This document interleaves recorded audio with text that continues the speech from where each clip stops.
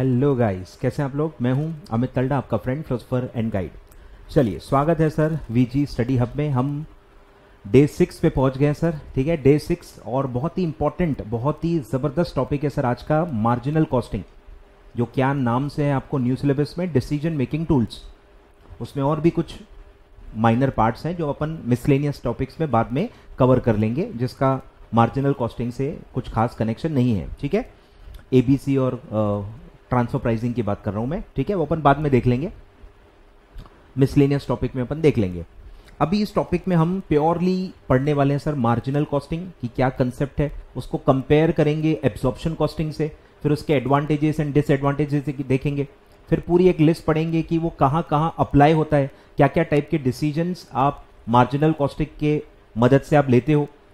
फिर हम उसका एप्लीकेशन पढ़ेंगे, बरोबर, CVP analysis, margin of safety, बरोबर, पीवी रेशो, सब कुछ वो सब पढ़ेंगे। और वहीं से फिर मैं फॉर्मूलेज भी स्टार्ट कर दूंगा और सारे फॉर्मूले हम पढ़ेंगे, उसको कैसे घुमा फिरा के यूज़ किया जाता है वो सब हम पढ़ेंगे, सारे लॉजिक्स पढ़ेंगे, पूरी कॉस्ट शीट पढ़ेंगे अंडर मार्जिनल कॉस्टिंग। ठीक है, और जगह जगह मैं कंपैरिजन करके बताऊंगा कि एब्जॉर्प्शन कॉस्टिंग में क्या होता है और यहाँ पे क्या होता है। ठीक है, पूरा चैप्टर कवर होगा, जगह जगह पे जो पंचवर्ड्स होंगे मैं आपको बता दूंगा। एज यूजुअल मैं पूरा वर्ड टू वर्ड नहीं पढ़ूंगा, न बोल के भी पढ़ ही लेता हूं मैं, खैर, बट स्टिल पूरा एक प्रॉपर जो मैं वर्ड टू वर्ड पढ़ता हूं वैसा नहीं पढ़ूंगा, और पूरा एक्सप्लेनेशंस देने की पूरी मेरी कोशिश रहेगी। ठीक है, चलिए आगे सब लोग, आगे फटाफट आ जाओ, लाइक कर दो वीडियो फटाफट, लाइक कर दो वीडियो फटाफट, और चैनल सब्सक्राइब करो, बोलने की बात नहीं है। ठीक है, चलिए स्टार्ट करते हैं। तो सबसे पहले मैं कंसेप्ट स्टार्ट करता हूं। ठीक है, मार्जिनल कॉस्टिंग। मार्जिनल का मतलब क्या है? मार्जिनल का मतलब होता है इंक्रीमेंटल। मार्जिनल का मतलब होता है इंक्रीमेंटल। एक और यूनिट बनाने का जो खर्चा होता है उसको कहते हैं मार्जिनल कॉस्ट। ठीक है, एक और यूनिट बनाने का जो खर्चा होता है उसको कहते हैं मार्जिनल कॉस्ट। कि अगर कोई भी एक गिवन लेवल पे, कोई भी एक गिवन लेवल पे, मतलब आप एक नए बिजनेस नहीं हो, आप एक एग्जिस्टिंग बिजनेस हो जो ऑलरेडी कुछ ना कुछ प्रोड्यूस कर रहा है, existing company, existing manufacturing business, अगर एक और यूनिट बनाए तो उससे जो उसकी टोटल कॉस्ट इंक्रीज होगी, एक यूनिट बनाने से, एडिशनल यूनिट एक बनाने से कितनी टोटल कॉस्ट बढ़ती है, उस डिफरेंस को, उस इंक्रीमेंट को कहते हैं मार्जिनल कॉस्ट। ठीक है, तो दिया है the amount at any given volume of output by which aggregate variable cost are changed. हम पढ़ेंगे बिहेवियर ऑफ कॉस्ट, सब कुछ बताऊंगा मैं। तो टोटल कॉस्ट जितने से बढ़ती है, वेरिएबल कॉस्ट का जो चेंज है और जो टोटल कॉस्ट का चेंज है सेम ही होता है, वो सब मैं आगे बताऊंगा आपको। इफ, तो जो चेंज आता है टोटल कॉस्ट में, if volume of output is increase by 1 unit, एक और यूनिट बनाने से जो आपका एडिशनल खर्चा होता है, that is called as marginal cost. ठीक है, तो ये दिया है। तो एक्चुअली क्या है कि total variable cost of 1 unit, ठीक है, उसको कहते हैं मार्जिनल कॉस्ट। और इसको अगर हम एब्जॉर्प्शन कॉस्टिंग से कंपेयर करें, एब्जॉर्प्शन कॉस्टिंग से कंपेयर करें, जो हमने लास्ट पार्ट में ही पढ़ा, लास्ट लेक्चर में ही पढ़ा था, सम ऑफ प्राइम कॉस्ट, याद आ रहा है, prime cost, direct material, direct labour, direct expenses, और प्लस वेरिएबल ओवरहेड्स। अगर आप वेरिएबल फैक्ट्री ओवरहेड्स आप ले लो, बरोबर, पूरा मार्जिनल कॉस्ट एक ही अजम्पशन पे टिका है, बरोबर। बेसिक कंसेप्ट क्या है मार्जिनल कॉस्ट में, कि जितने भी कॉस्ट होते हैं that are divided into 2, one is variable and other is fixed. एक और होता है सेमी वेरिएबल और सेमी फिक्स्ड और स्टेप लैडर कॉस्ट। 3 नाम है इसके, फिल इन द ब्लैंक्स मुझमें आता है क्वेश्चन में। स्टेप कॉस्ट या स्टेप लैडर कॉस्ट, ऐसा उसको कहते हैं। ठीक है, तो बेसिकली 3 टाइप्स होते हैं, बट सेमी वेरिएबल को हम वापस डिवाइड करते हैं इनटू वेरिएबल एंड फिक्स्ड। उसका बिहेवियर पैटर्न समझते हैं, अलग अलग मेथड्स होती हैं उसकी, और उसके हिसाब से हम उसको स्प्लिट करते हैं, और अल्टीमेटली 2 ही कॉस्ट बचती हैं, वेरिएबल एंड फिक्स्ड। तो ये मार्जिनल कॉस्टिंग का अजम्पशन है, ये मार्जिनल कॉस्टिंग का अजम्पशन है कि all the cost can B classified into variable and fixed. तो 2 ही टाइप के कॉस्ट होते हैं, और ये क्लासिफिकेशन क्या बेसिस पे है? Behaviour, behaviour of cost, behaviour of cost. ठीक है, तो ये आपको सब दिया हुआ है मैंने, ध्यान दो। तो ये है एसरटेनमेंट ऑफ मार्जिनल कॉस्ट। तो उसके हिसाब से जो है ये अपन कंपेयर करेंगे। एक्चुअली आपको ज़्यादा उसमें दिया नहीं है कि जो फिक्स कॉस्ट होती है उसी को पीरियड कॉस्ट कहते हैं, क्योंकि वो प्रॉफिट एंड लॉस पे चार्ज होती है। जो भी खर्चा प्रोडक्ट पे चार्ज ही नहीं होता, क्योंकि वो प्रोडक्ट से रिलेटेड है ही नहीं, वो तो किसी एक पीरियड से रिलेटेड है, मंथली, एनुअली, क्वार्टरली, कोई एक पीरियड से रिलेटेड है, उसका 1-to-1 प्रोडक्ट से कोई कनेक्शन नहीं है, तो उसको कहते हैं पीरियड कॉस्ट, क्योंकि वो डायरेक्टली कहाँ चार्ज होती है, प्रॉफिट एंड लॉस अकाउंट। ठीक है, तो दिया ही है, and therefore charge to profit and loss account, तो उसको पीरियड कॉस्ट कहते हैं। ठीक है, तो fix cost actually marginal costing में क्या होता है, पूरा का पूरा पीएनएल में चार्ज होता है। फिक्स कॉस्ट प्रोडक्ट पे चार्ज नहीं होता है अंडर मार्जिनल कॉस्टिंग। ठीक है, तो हम पढ़ेंगे। ठीक है, तो फिक्स कॉस्ट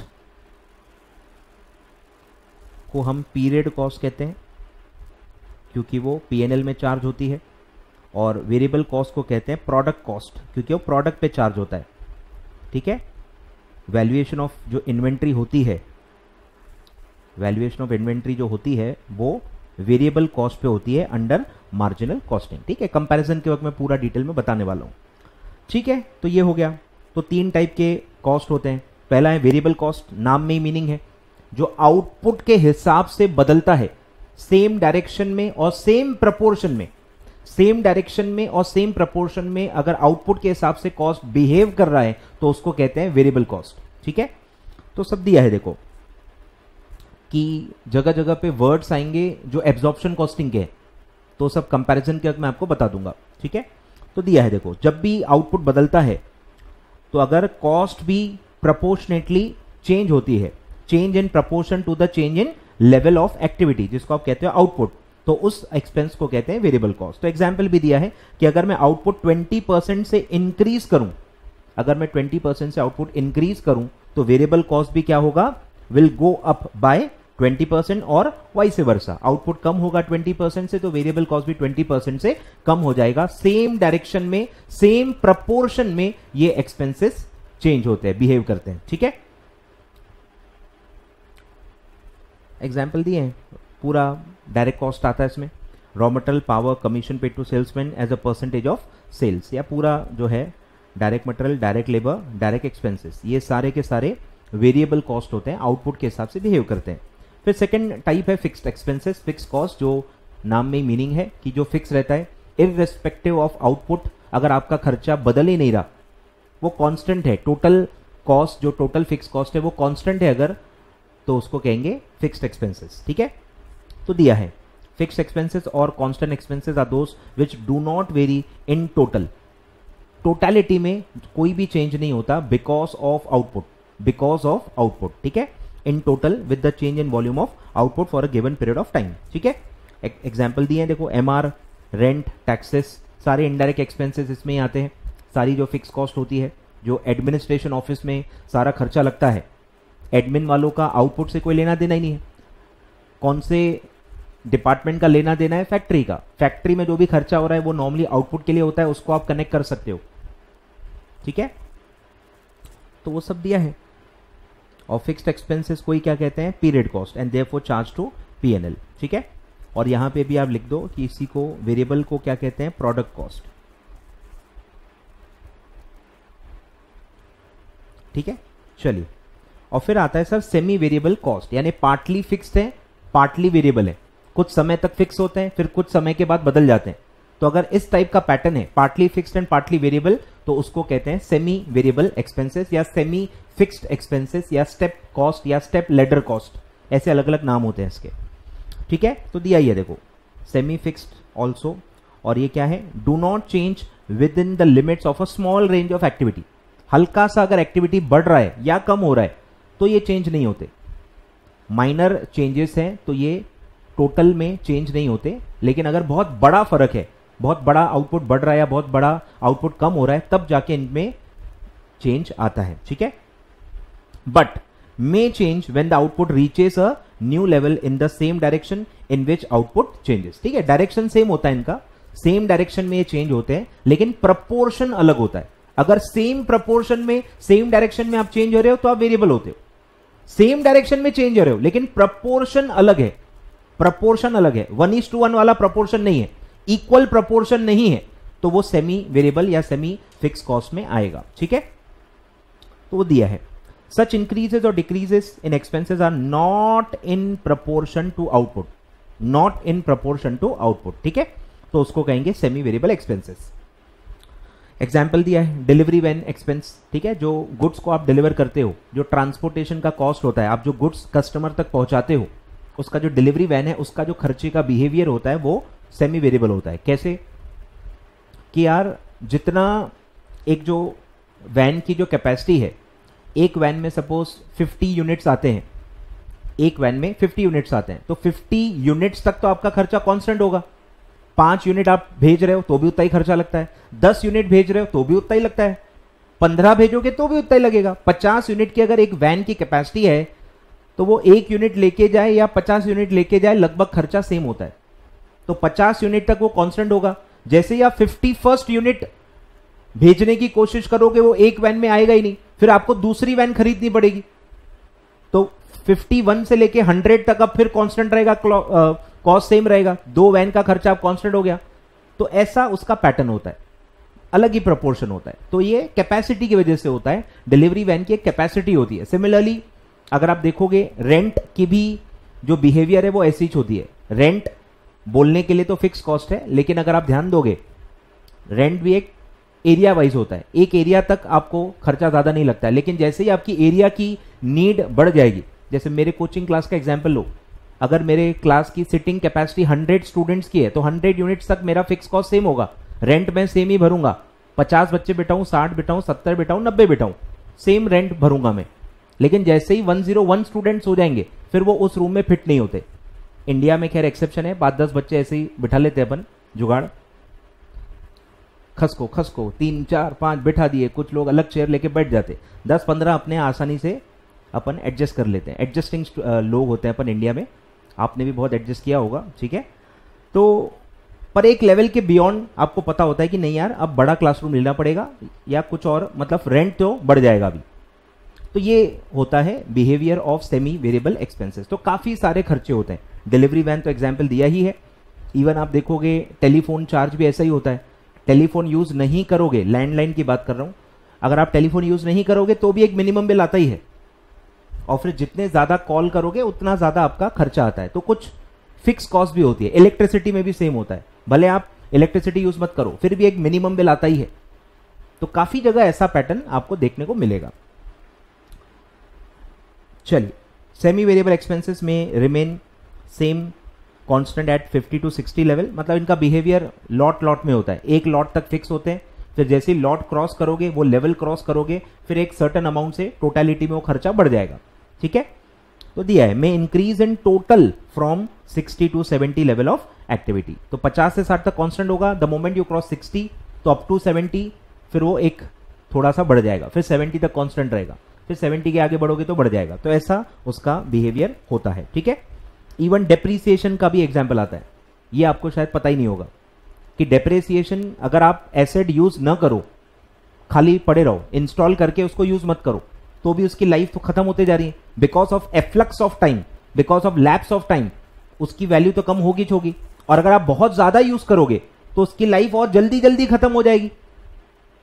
तो ये भी सेमी वेरिएबल है कि अगर आप यूज न करो या बहुत ही नॉर्मल यूज करो तो भी एक मिनिमम डेप्रीसिएशन आप चार्ज करोगे बिकॉज ऑफ एफ्लक्शन ऑफ टाइम, क्योंकि इसकी एक फिक्स लाइफ होती है। लेकिन अगर आप बहुत ज्यादा यूज करोगे तो वो उसकी लाइफ कम होते जाती है, और लाइफ कम होते जाएगी तो डेप्रीसिएशन बढ़ते जाएगा। आई होप अकाउंट्स में आपने पढ़ा होगा ये।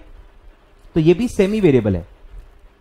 आउटपुट बहुत ज्यादा बढ़ाओगे तो मशीनरी बहुत ज्यादा यूज होगी तो उसकी लाइफ कम होते जाएगी बिकॉज ऑफ एक्सेस यूज, और अगर लाइफ कम हो गई तो आपका डेप्रीसिएशन का चार्ज जो है वो बढ़ जाएगा। तो ये भी जो बिहेवियर होता है that is a semi variable expense. ठीक है, तो दिया है देखो कि partly that is on efflux of time and partly is because of the wear and tear, यानी कि यूज ज्यादा करोगे, वेयर एंड टेयर ज्यादा होगा, लाइफ कम होते जाएगी और आपका डेप्रिसिएशन का चार्ज बढ़ते जाएगा। ठीक है, तो दिया है farmer is fixed, efflux of time जो है वो पार्ट फिक्स होता है, बरोबर, और जो लेटर है वेयर एंड टेयर वो होता है बिकॉज ऑफ, मतलब वो वेरिएबल माना जाएगा। ठीक है, तो ऐसा होता है। तो ये है आए ख्याल में? सिंपल है। चलिए सर आगे बढ़ते हैं। अब सर आपको ये ध्यान रखना है, इस पे भी क्वेश्चन आता है, बिहेवियर है कि इतना जो कॉन्सेप्ट पढ़ा हमने उसका नेट क्या इंटरप्रिटेशन है। नंबर 1 कि फिक्स कॉस्ट टोटलिटी में कांस्टेंट होती है। फिक्स कॉस्ट कांस्टेंट होती है जो आप सुनते हो, पर वो कौन सी कॉस्ट कांस्टेंट होती है? टोटल, पर यूनिट वाली नहीं। पर यूनिट वाली फ्लक्चुएट होगी, उसका पैटर्न मैं बताऊंगा, लेकिन टोटलिटी में जो फिक्स कॉस्ट होती है वो हमेशा कांस्टेंट होती है, ऐसा अपना मार्जिनल कॉस्टिंग का अजम्पशन है। सिमिलरली फिक्स कॉस्ट अगर पर यूनिट निकालोगे, फिक्स कॉस्ट अगर पर यूनिट निकालोगे तो वो डिक्रीज होते जाएगी विथ इंक्रीज इन आउटपुट, यानी ऑपोजिट इफेक्ट है। आउटपुट बढ़ाओगे तो पर यूनिट कॉस्ट कम होते जाएगी। क्यों सर? क्योंकि टोटल तो फिक्स है, टोटल फिक्स है, न्यूमरेटर फिक्स है। डिनोमिनेटर बढ़ाते जाओगे तो मैथमेटिक्स आप पढ़ चुके हो, डिनोमिनेटर बढ़ाते जाओगे तो क्वोशंट जो डिवाइड करके आंसर आएगा वो कम होते जाता है, और उल्टा इफेक्ट वाइस वर्सा। डिनोमिनेटर कम करते जाओगे, न्यूमरेटर को फिक्स रखोगे तो आपकी वैल्यू बढ़ते जाएगी। ठीक है, तो फिक्स कॉस्ट टोटल में कांस्टेंट होती है, न्यूमरेटर कांस्टेंट है, तो डिनोमिनेटर क्या होता है? Number of units, output. वो अगर आप बढ़ाते जाओगे तो आपका फिक्स कॉस्ट पर यूनिट कम होते जाएगा। ठीक है, तो उसका बिहेवियर का मैं डायग्राम बताते जाता हूं, दिया भी होगा मैंने, इसमें देख लेते हैं। ये है, खैर ये टोटल का है, मैं दोनों बता देता हूं, पर यूनिट का भी बता देता हूं। ठीक है, ये है आउटपुट और ये है कॉस्ट, यानी रुपीस कॉस्ट। ठीक है, तो फिक्स कॉस्ट अगर आप देखोगे, टोटल प्लॉट करोगे तो टोटल क्या आएगा? कांस्टेंट। ठीक है, तो टोटल में वो कांस्टेंट होगा। कांस्टेंट होने की वजह से क्या होगा?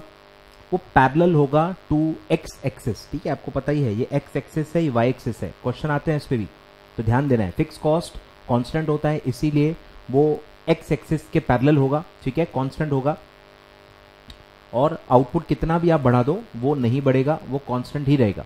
ठीक है, पैरेलल टू एक्स एक्सिस। ठीक है, अब अगर आप इसको पर यूनिट प्लॉट करोगे, पर यूनिट, ठीक है, यहां आउटपुट होता है 0। ठीक है, तो वो यहां से लाइन चालू होगी, यहां से लाइन चालू होगी। ठीक है, वो ऐसे ऐसे ऐसे आपका डिक्लाइन होते जाएगा।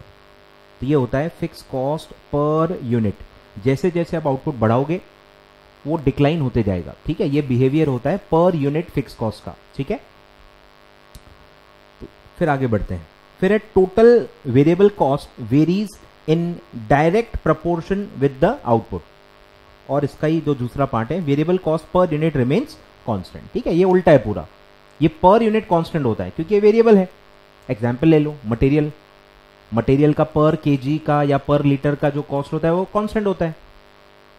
बराबर, समझ में आ रहा है? कोई भी आप रॉ मटेरियल लोगे तो उसका पर यूनिट का प्राइस फिक्स्ड होता है, फिर आप जितने ज्यादा यूनिट्स खरीदोगे उतना मल्टीप्लाई होकर अमाउंट बढ़ते जाएगा। ठीक है, तो वेरिएबल कॉस्ट का क्या बिहेवियर होता है कि पर यूनिट कांस्टेंट होता है, पर यूनिट कांस्टेंट होता है और टोटलिटी में बढ़ते जाएगा। तो टोटल वेरिएबल कॉस्ट जो है वो यहां 0 से स्टार्ट होता है। एट 0 वेरिएबल कॉस्ट भी 0 होगी, इसीलिए वो ओरिजिन से स्टार्ट होगा। 0 को ही आप क्या कहते हो? ओरिजिन से वो स्टार्ट होता है। लेकिन फिक्स कॉस्ट अगर आप ध्यान दोगे वो ओरिजिन से स्टार्ट नहीं होगा, क्योंकि इवन इफ आपका आउटपुट 0 है, फिक्स कॉस्ट तो उतनी ही लगेगी। At 0% output also fix cost लगती ही है, तो वो कांस्टेंट होती है 0 से लेके जितना भी आप बना सकते हो। लेकिन वेरिएबल कॉस्ट 0 आउटपुट पे 0 होती है। ठीक है, तो वो 0 से स्टार्ट होगी और स्ट्रेट लाइन होगी। ठीक है, तो ये आएगा टोटल वेरिएबल कॉस्ट। ठीक है, जैसे जैसे आउटपुट बढ़ाओगे वैसे वैसे वेरिएबल कॉस्ट मल्टीप्लाई होते जाएगी, क्योंकि वो सेम प्रपोर्शन में बढ़ती है। ठीक है, तो ये होता है सर बिहेवियर, इसको आपको ध्यान देना है। इवन इसको यूज करना है प्रैक्टिकल क्वेश्चन में। काफी बच्चों को यही नहीं समझ में आता। इवन बजटिंग जब मैं पढ़ाऊंगा उसमें भी ये लॉजिक्स यूज होते हैं। तो काफी सारे जो क्वेश्चंस हैं वो आपको इसीलिए नहीं जमते क्योंकि आप ये बिहेवियर को इग्नोर करते हो। वो बोलते हैं सर फिक्स कॉस्ट आपने सेम क्यों रखी, ऐसा पूछते हैं। सोच के देखो, वो क्या पूछते हैं डाउट में कि सर फिक्स कॉस्ट आपने चेंज क्यों नहीं की। अरे भाई वो उसका बिहेवियर है, टोटलिटी में फिक्स कॉस्ट कांस्टेंट ही होती है, मैं क्यों उसको चेंज करूंगा। वो वेरिएबल कॉस्ट को वेरिएट कर लेते हैं। ठीक है, वेरिएबल कॉस्ट को मल्टीप्लाई करते हैं, फिर वही ट्रीटमेंट वो फिक्स कॉस्ट को भी देते हैं। अरे भाई अगर आप फिक्स कॉस्ट को भी बदल रहे हो तो फिक्स कैसे हुई? कंसेप्ट तो अप्लाई करो ना। अगर आप वेरिएबल कॉस्ट निकाल रहे हो तो मैं मानता हूं कि चलो 10,000 आउटपुट पे इतना है, मल्टीप्लाई करके आपने 15,000 पे निकाल लिया क्योंकि वो वेरिएबल है। अरे लेकिन फिक्स में ऐसा क्यों कर रहे हो? वो फिक्स है भाई, उसको भी अगर आप पर यूनिट निकाल के मल्टीप्लाई करोगे तो वो भी वेरिएबल हो जाएगी। तो प्रेजेंस ऑफ माइंड आपको रखना है। प्रेजेंस ऑफ माइंड की कमी होती है प्रैक्टिकल क्वेश्चन जिनको भी नहीं जमते हैं ना। एक तो लॉजिक की कमी है, दूसरा प्रेजेंस ऑफ माइंड भी होता है। ठीक है, चलिए सर आगे बढ़ते हैं। क्लियर है? चलिए, तो स्टार्ट किया था अपन ने मार्जिनल कॉस्ट, फिर है मार्जिनल कॉस्टिंग। ठीक है, सेम आईएनजी लग गया, मतलब process of calculating marginal cost is called as marginal costing. ठीक है, तो उसमें क्या क्या आता है? Ascertainment of marginal cost and effect, ध्यान दो, effect of profit, effect on profit of changes in volume. ठीक है, ये पूरा चैप्टर यही है कि अगर वॉल्यूम बदलता है तो मेरे प्रॉफिट पे क्या इंपैक्ट पड़ेगा, ये मुझे पता चलना चाहिए ताकि मैं अपने डिसीजन ले पाऊं। आउटपुट में क्या बदलाव होगा, या तो बढ़ेगा या तो कम होगा। तो मेरा अगर एक सर्टन यूनिट से मेरा आउटपुट बढ़ गया तो आप मार्जिनल कॉस्टिंग में बता सकते हो कि आपका प्रॉफिट कितना बढ़ेगा, एंड वाइस वर्सा। ठीक है, तो मार्जिनल कॉस्टिंग इसलिए बहुत ज्यादा इंपॉर्टेंट है। ठीक है, by differentiating between the fix cost and variable cost. तो ये मुमकिन क्यों होता है? क्यों आप आउटपुट बदलने के वजह से प्रॉफिट कितना बढ़ेगा ये आप बता सकते हो? क्योंकि आप कॉस्ट को बिहेवियर के हिसाब से बांट देते हो और बिहेवियर के हिसाब से प्रेडिक्ट करना आसान होता है। और ये सब आप एब्जॉर्प्शन कॉस्टिंग में करते ही नहीं हो। एब्जॉर्प्शन कॉस्टिंग में फंक्शन वाइज होता है, मैन्युफैक्चरिंग, एडमिन, सेलिंग, वो बिहेवियर वाइज नहीं होता है, इसलिए वहां पे ये पॉसिबल नहीं होता है। ठीक है, चलिए सर, तो ये दिया है देखो कि मार्जिनल कॉस्टिंग में क्या करते हैं अपन? Cost ascertainment is made on the basis of nature of cost. Nature मतलब बिहेवियर। ठीक है, it gives consideration to behaviour of the cost, variable and fixed. ठीक है, technique was developed from a particular conception and expression of nature and behaviour of cost and their effect on the profitability of the undertaking. ठीक है, यही चीजें बार बार repeat होने वाली हैं। आगे बढ़ते हैं। अब मैं कॉस्ट शीट, जो मार्जिनल कॉस्टिंग की कॉस्ट शीट है, वहां से स्टार्ट करता हूं और वही पढ़ाते पढ़ाते मैं कंपेयर करूंगा विद द एब्जॉर्प्शन कॉस्टिंग। ठीक है, चलिए स्टार्ट करते हैं। बोलो सर, मार्जिनल कॉस्टिंग तो स्टार्ट होगा सर सेल्स से। कोई भी कॉस्ट शीट है, मतलब वो जो अपन ने एब्जॉर्प्शन कॉस्टिंग की पढ़ी वो क्या था? वो कॉस्ट ऑफ सेल पे खत्म होती है, फिर उसमें सेल से कंपेयर करके आप प्रॉफिट निकालते हो। ये उल्टा है, ये सेल्स से स्टार्ट होती है, सेल्स माइनस वेरिएबल कॉस्ट। अब खर्चे तो दो ही होते हैं ना, वेरिएबल कॉस्ट, फिक्स कॉस्ट। तो पहले आप वेरिएबल कॉस्ट माइनस करते हो और आपका आता है कॉन्ट्रीब्यूशन। कॉन्ट्रीब्यूशन, अब इसको आप नॉर्मल पीएनएल से भी कंपेयर कर सकते हो। Sale minus cost of good sold जो आप निकालते हो वो वेरिएबल कॉस्ट ही होती है, और फिर आता है आपका ग्रॉस प्रॉफिट। तो समझने के लिए आप लिख लो, ठीक है, कि वेरिएबल कॉस्ट जो है वही आपका कॉस्ट ऑफ गुड सोल्ड है, वो आप माइनस करोगे तो आपका ग्रॉस प्रॉफिट आ जाएगा। ठीक है, ये मैं ट्रेडर के एंगल से बता रहा हूं। फिर आप यहां से माइनस कर लो फिक्स कॉस्ट, तो आपका आ जाएगा प्रॉफिट। ठीक है, तो ये सिंपल कॉस्ट शीट होती है अंडर मार्जिनल कॉस्टिंग। ठीक है, चलिए अब कंपेयर करते हैं। ठीक है, सबसे पहला पॉइंट जो आता है, टेबल ही दिया है, मैं आपको टेबल पढ़वा देता हूं फटाफट। या पहले अपन एक काम करते हैं, कंट्रीब्यूशन और ये सब पढ़ लेते हैं। चलो, तो कंट्रीब्यूशन का क्या मतलब है? प्रॉफिटेबिलिटी, मार्जिन ऑफ प्रॉफिट, जो भी आप कहो। जैसे आप जीपी को डिफाइन करते हो वैसे ही कंट्रीब्यूशन को डिफाइन किया जाता है। ठीक है, तो सेल में से वेरिएबल कॉस्ट अगर माइनस कर दें तो जो बचेगा उसको कहते हैं कंट्रीब्यूशन। तो इसका पहला फॉर्मूला जो होता है वो यही है, contribution minus variable cost is equal to, sorry, sales minus variable cost equal to contribution. ठीक है, सिमिलरली कंट्रीब्यूशन से आप माइनस करके क्या निकालते हो? प्रॉफिट।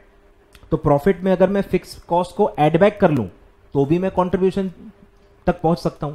तो एक नॉर्मल फ्लो है और एक रिवर्स फ्लो है। ठीक है, तो दो ऐसे फॉर्मूले इसके होते हैं। कुछ गलत लिखा है क्या मैंने? उसी को घुमाया है। सेल भी आप निकाल सकते हो, या दूसरा आप लिख लो कि contribution is equal to profit add back fix cost. Profit add back fix cost अगर आप करोगे तो भी वो कंट्रीब्यूशन ही आएगा। और अगर सर लॉस आया तो, अगर नेट नेट मेरा लॉस है तो अब मुझे बताओ लॉस कब आएगा? जब कंट्रीब्यूशन से फिक्स कॉस्ट ज्यादा है, कंट्रीब्यूशन है 1 लाख, फिक्स कॉस्ट है 1,50,000, तो आपका लॉस आएगा। आए ख्याल में? तो तब फॉर्मूला हो जाएगा contribution is equal to fix cost minus loss, minus loss हो जाएगा। ठीक है, ये भी क्वेश्चन में कहीं आपको यूज करना पड़ सकता है, तो ध्यान देना। तो मैं फॉर्मूले की लिस्ट भी बनाते जाता हूं।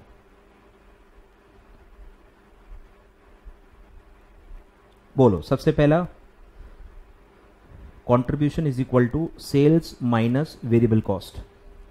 ठीक है, second contribution is equal to fix cost plus profit, और लॉस के केस में contribution is equal to fix cost minus loss. ऐसे 3 फॉर्मूले आते हैं। ठीक है, और इसको घुमा फिरा के आप कर सकते हो।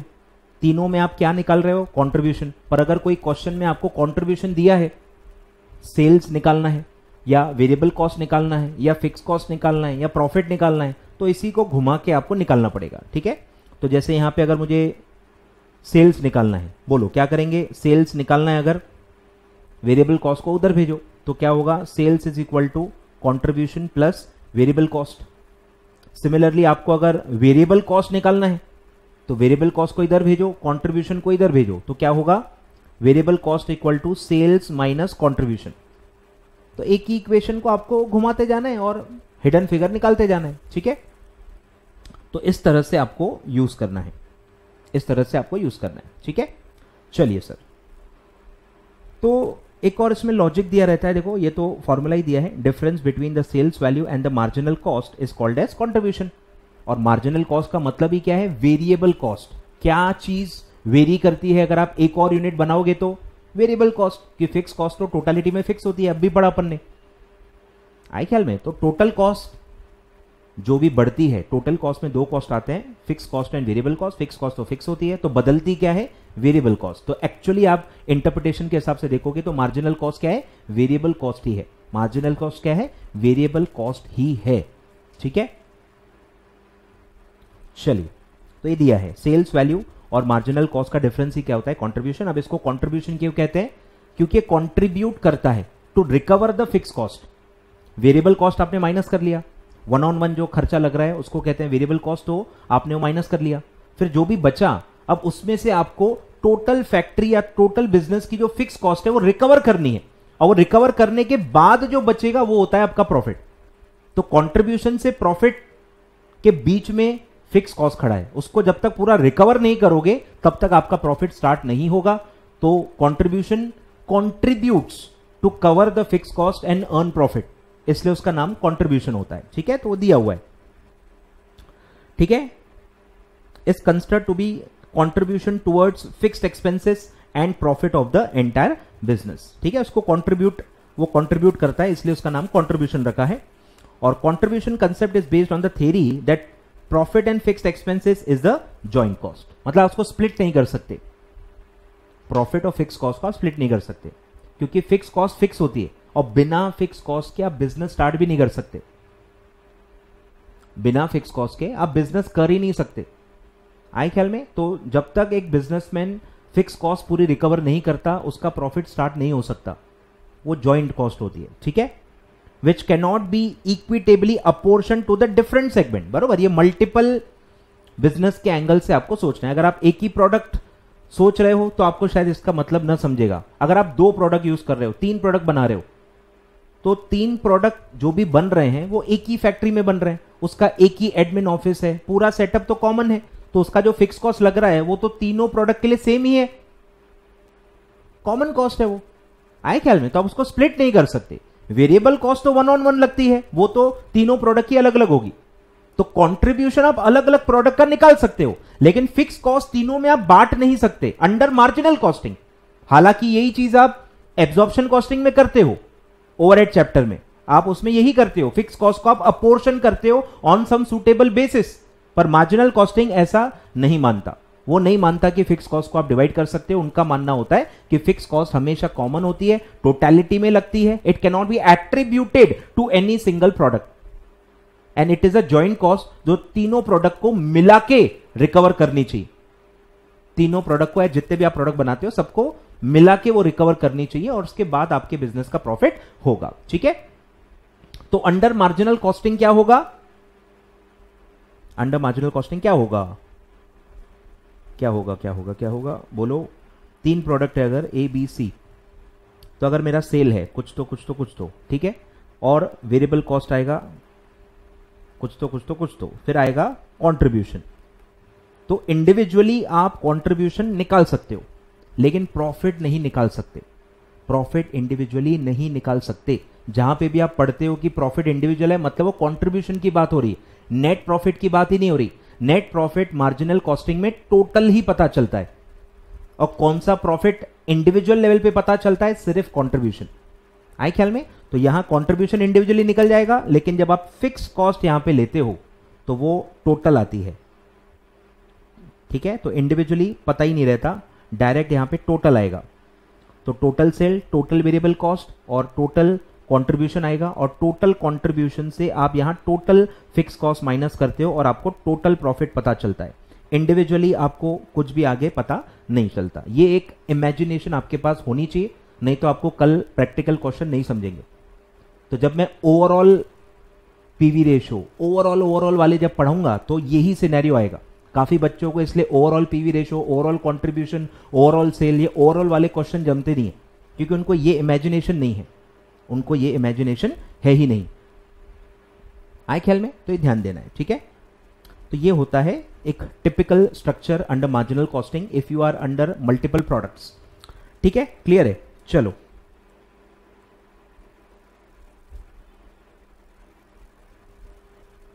आगे बढ़ते हैं। तो ये सब लिखा हुआ है, कुछ खास और है नहीं। ये भी काम का नहीं है, ये भी कंसेप्ट में काम का नहीं है, ये दो अलग ही कंसेप्ट है, बाद में पढ़ेंगे। फिर एक आता है बहुत ही जबरदस्त कंसेप्ट है, की फैक्टर। की फैक्टर को ही बोलते हैं लिमिटिंग फैक्टर, या वही एक ही नाम है, सॉरी लिमिटिंग फैक्टर, ठीक है। तो ये लिमिटिंग फैक्टर क्यों है, की फैक्टर क्यों है? क्योंकि इसकी अवेलेबिलिटी लिमिटेड है, इसका सप्लाई लिमिटेड है, ये आपके कंट्रोल में नहीं है। तो आप कितना आगे बढ़ पाओगे, कितना टोटल प्रॉफिट कमा पाओगे, या कितना टोटल सेल कर पाओगे, ये डिपेंड करता है कि की फैक्टर कितना अवेलेबल है। तो जितना भी आप प्लानिंग करते हो या जो भी आप रीच कर सकते हो, that is dependent on the key factor.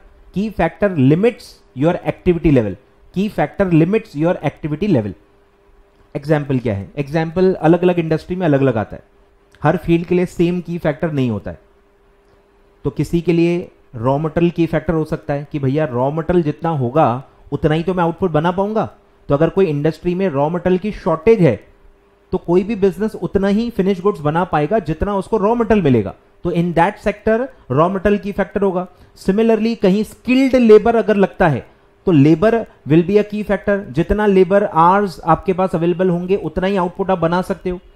कुछ सिटीज में या कुछ बिजनेस में एरिया, कितना एरिया आपके पास है या कितनी मशीन की कैपेसिटी अवेलेबल है, वो भी एक की फैक्टर हो सकती है। पैसा की फैक्टर हो सकता है, पैसा तो सबके लिए की फैक्टर है ही। क्या पैसा अनलिमिटेड है? नहीं। तो एक इंसान के पास जितना पैसा होगा उतना ही बिजनेस में इन्वेस्ट करके उतना ही ग्रो हो पाएगा। तो कैपिटल की अवेलेबिलिटी भी की फैक्टर होती है। तो अलग अलग कोई भी चीज हो सकती है, इंडस्ट्री टू इंडस्ट्री वेरी करेगा, कंट्री टू कंट्री भी वेरी करेगा, ठीक है। तो वो दिया है a factor which at a particular time or over a period of time, ठीक है, limits the activity यानी output, limits the activity of an undertaking. It may be the level of demand for the product or service, or it may be shortage of one or more productive resources. जो भी inputs लगते हैं economics में जो आप पढ़ते हो, land, labour, machine, man और मशीन, ठीक है, तो वो सब, या मनी, तो वही रिसोर्सेज की कमी हो सकती है। Labour hours, available plant capacity, raw material availability etcetera same repeat हुआ है। Shortage of raw material, shortage of labour, plant capacity, sale capacity, cash availability. Cash availability मतलब कैपिटल। तो ये सब आपके की फैक्टर्स हो सकते हैं, ठीक है। तो एक तो अदर नेम है और एक तो एग्जाम्पल है। दो क्वेश्चन आते हैं इसमें। चलिए सर, अब आते हैं टॉपिक पे, एब्जॉर्प्शन वर्सेस मार्जिनल, और फिर हम धीरे धीरे फॉर्मूलेज और आगे कंसेप्ट पे बढ़ते हैं, ठीक है। बोलो सर, सबसे पहले एब्जॉर्प्शन कॉस्टिंग को ही आप कहते हो फुल कॉस्टिंग। फुल कॉस्टिंग क्यों? क्योंकि आप पूरे टोटल मैन्युफैक्चरिंग कॉस्ट को इन्वेंट्री पे चार्ज करते हो, ठीक है। वेरिएबल कॉस्ट भी आप चार्ज करते हो, फिक्स कॉस्ट भी चार्ज करते हो। दोनों कॉस्ट जब आप प्रोडक्ट पे चार्ज करते हो तो उसको कहते हैं एब्जॉर्प्शन कॉस्टिंग। नाम ही क्या है, एब्जॉर्प्शन, यानी आप टोटल कॉस्ट को एब्जॉर्ब करते हो, टोटल मैन्युफैक्चरिंग कॉस्ट को प्रोडक्ट पे एब्जॉर्ब कर लेते हो, इसीलिए इसको कहते हैं फुल कॉस्टिंग, या इसी को मार्जिनल कॉस्टिंग को कहते हैं वेरिएबल कॉस्टिंग या डायरेक्ट कॉस्टिंग। इस पे भी एमसीक्यू आता है कि यूएस में इसको क्या कहते हैं, वेरिएबल कॉस्टिंग या डायरेक्ट कॉस्टिंग। ठीक है, तो ये हो गया बेसिक, एक अदर नेम बता दिया। ठीक है, फुल कॉस्टिंग और यहां वेरिएबल या डायरेक्ट कॉस्टिंग। फिर क्या हम चार्ज करते हैं वो यहां पे दिया है, मतलब एक्चुअली क्या है, कितने एलिमेंट्स होते हैं।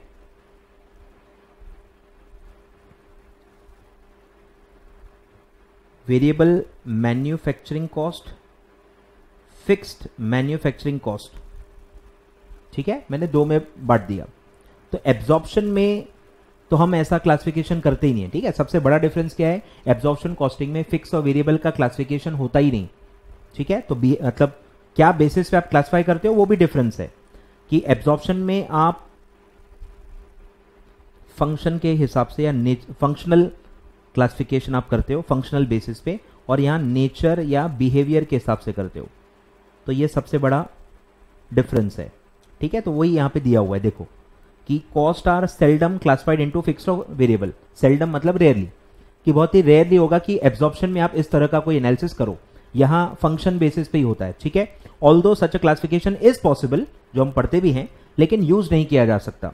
It fails to establish a cost volume profit relationship, यानी इसको ही आप कहते हो CVP analysis, cost volume profit analysis, cost volume profit analysis. ठीक है, तो वो मार्जिनल कॉस्टिंग में ही हो पाता है, क्योंकि उसके लिए आपको कॉस्ट को डिवाइड करना पड़ता है एज पर द बिहेवियर। ठीक है, तो वो एब्जॉर्प्शन कॉस्टिंग में पॉसिबल नहीं है, बिकॉज उस तरह का एनालिसिस वहां होता नहीं है, यहां पॉसिबल है। ठीक है, cost volume profit relationship is a integral part, मतलब ये तो यहां बेसिक है, यहां पे एकदम बेसिक चीज है कि हम कॉस्ट, वॉल्यूम और प्रॉफिट के बिहेवियर को आपस में कनेक्ट करके प्रेडिक्ट करते हैं, क्योंकि हम कॉस्ट को दो पार्ट में बांट लेते हैं बिहेवियर के हिसाब से, कि फिक्स रहेगी, वेरिएबल वेरिएट करेगी, तो ये आसान हो जाता है रिलेशनशिप बनाना। ठीक है, cost have to be classified into fixed and variable. ठीक है, फिर है कि प्रॉफिट कैसे निकलता है, वो भी अलग है। यहां प्रॉफिट कैसे निकलता है सर, सेल माइनस सीओजीएस या सीओएस, जो भी कहो। ठीक है, टोटल जो भी कॉस्ट है सीओजीएस, उसको आप सेल्स से माइनस करते हो और आपका प्रॉफिट आता है। यहां कंट्रीब्यूशन का कोई कंसेप्ट नहीं होता, यहां पे कंट्रीब्यूशन का कोई कंसेप्ट नहीं होता, लेकिन यहां देखो अलग ही है, यहां वेरिएबल कॉस्ट को अलग कर देते हो, वेरिएबल कॉस्ट माइनस करके पहले कंट्रीब्यूशन निकालते हो। ठीक है, profit is the in marginal costing is ascertain by establishing the total contribution. पहले आप टोटल कंट्रीब्यूशन निकालते हो वेरिएबल कॉस्ट माइनस करके, और फिर आप उसमें से टोटल फिक्स कॉस्ट माइनस करते हो, फिर आपको पता चलता है बिजनेस का टोटल प्रॉफिट कितना है। ठीक है, and then deducting therefrom the total fix expenses, तो आपको प्रॉफिट मिलता है। और कंट्रीब्यूशन कैसे आता है, excess of sales over variable cost, sales minus variable cost is equal to contribution. तो प्रॉफिट निकालने का तरीका भी अलग है।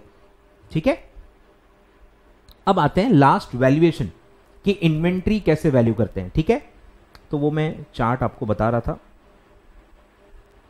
तो एब्जॉर्प्शन कॉस्टिंग में आप टोटल मैन्युफैक्चरिंग कॉस्ट चार्ज कर देते हो, वेरिएबल मैन्युफैक्चरिंग कॉस्ट भी आप प्रोडक्ट पे चार्ज करते हो, फिक्स्ड मैन्युफैक्चरिंग कॉस्ट भी आप प्रोडक्ट पे ही चार्ज कर देते हो। जो हमने कॉस्ट शीट पढ़ी, याद आ रहा है, कॉस्ट ऑफ प्रोडक्शन लेवल पे आप इन्वेंट्री को वैल्यू कर लेते हो, तो वहां तक मैन्युफैक्चरिंग कॉस्ट चार्ज हो जाती है, पूरी फैक्ट्री की कॉस्ट आप चार्ज कर देते हो। ठीक है, लेकिन मार्जिनल कॉस्ट में क्या होता है, सिर्फ वेरिएबल कॉस्ट ही चार्ज होती है, फिक्स कॉस्ट आप प्रोडक्ट पे चार्ज नहीं करते। ये फर्क है, सिर्फ फर्क काय का है, इसका, कि फिक्स कॉस्ट एब्जॉर्प्शन कॉस्टिंग में प्रोडक्ट पे चार्ज हो जाती है, लेकिन वही फिक्स कॉस्ट मार्जिनल कॉस्टिंग में प्रोडक्ट पे चार्ज नहीं होती, वो पीरियड कॉस्ट मान के पीएनएल में चार्ज होती है।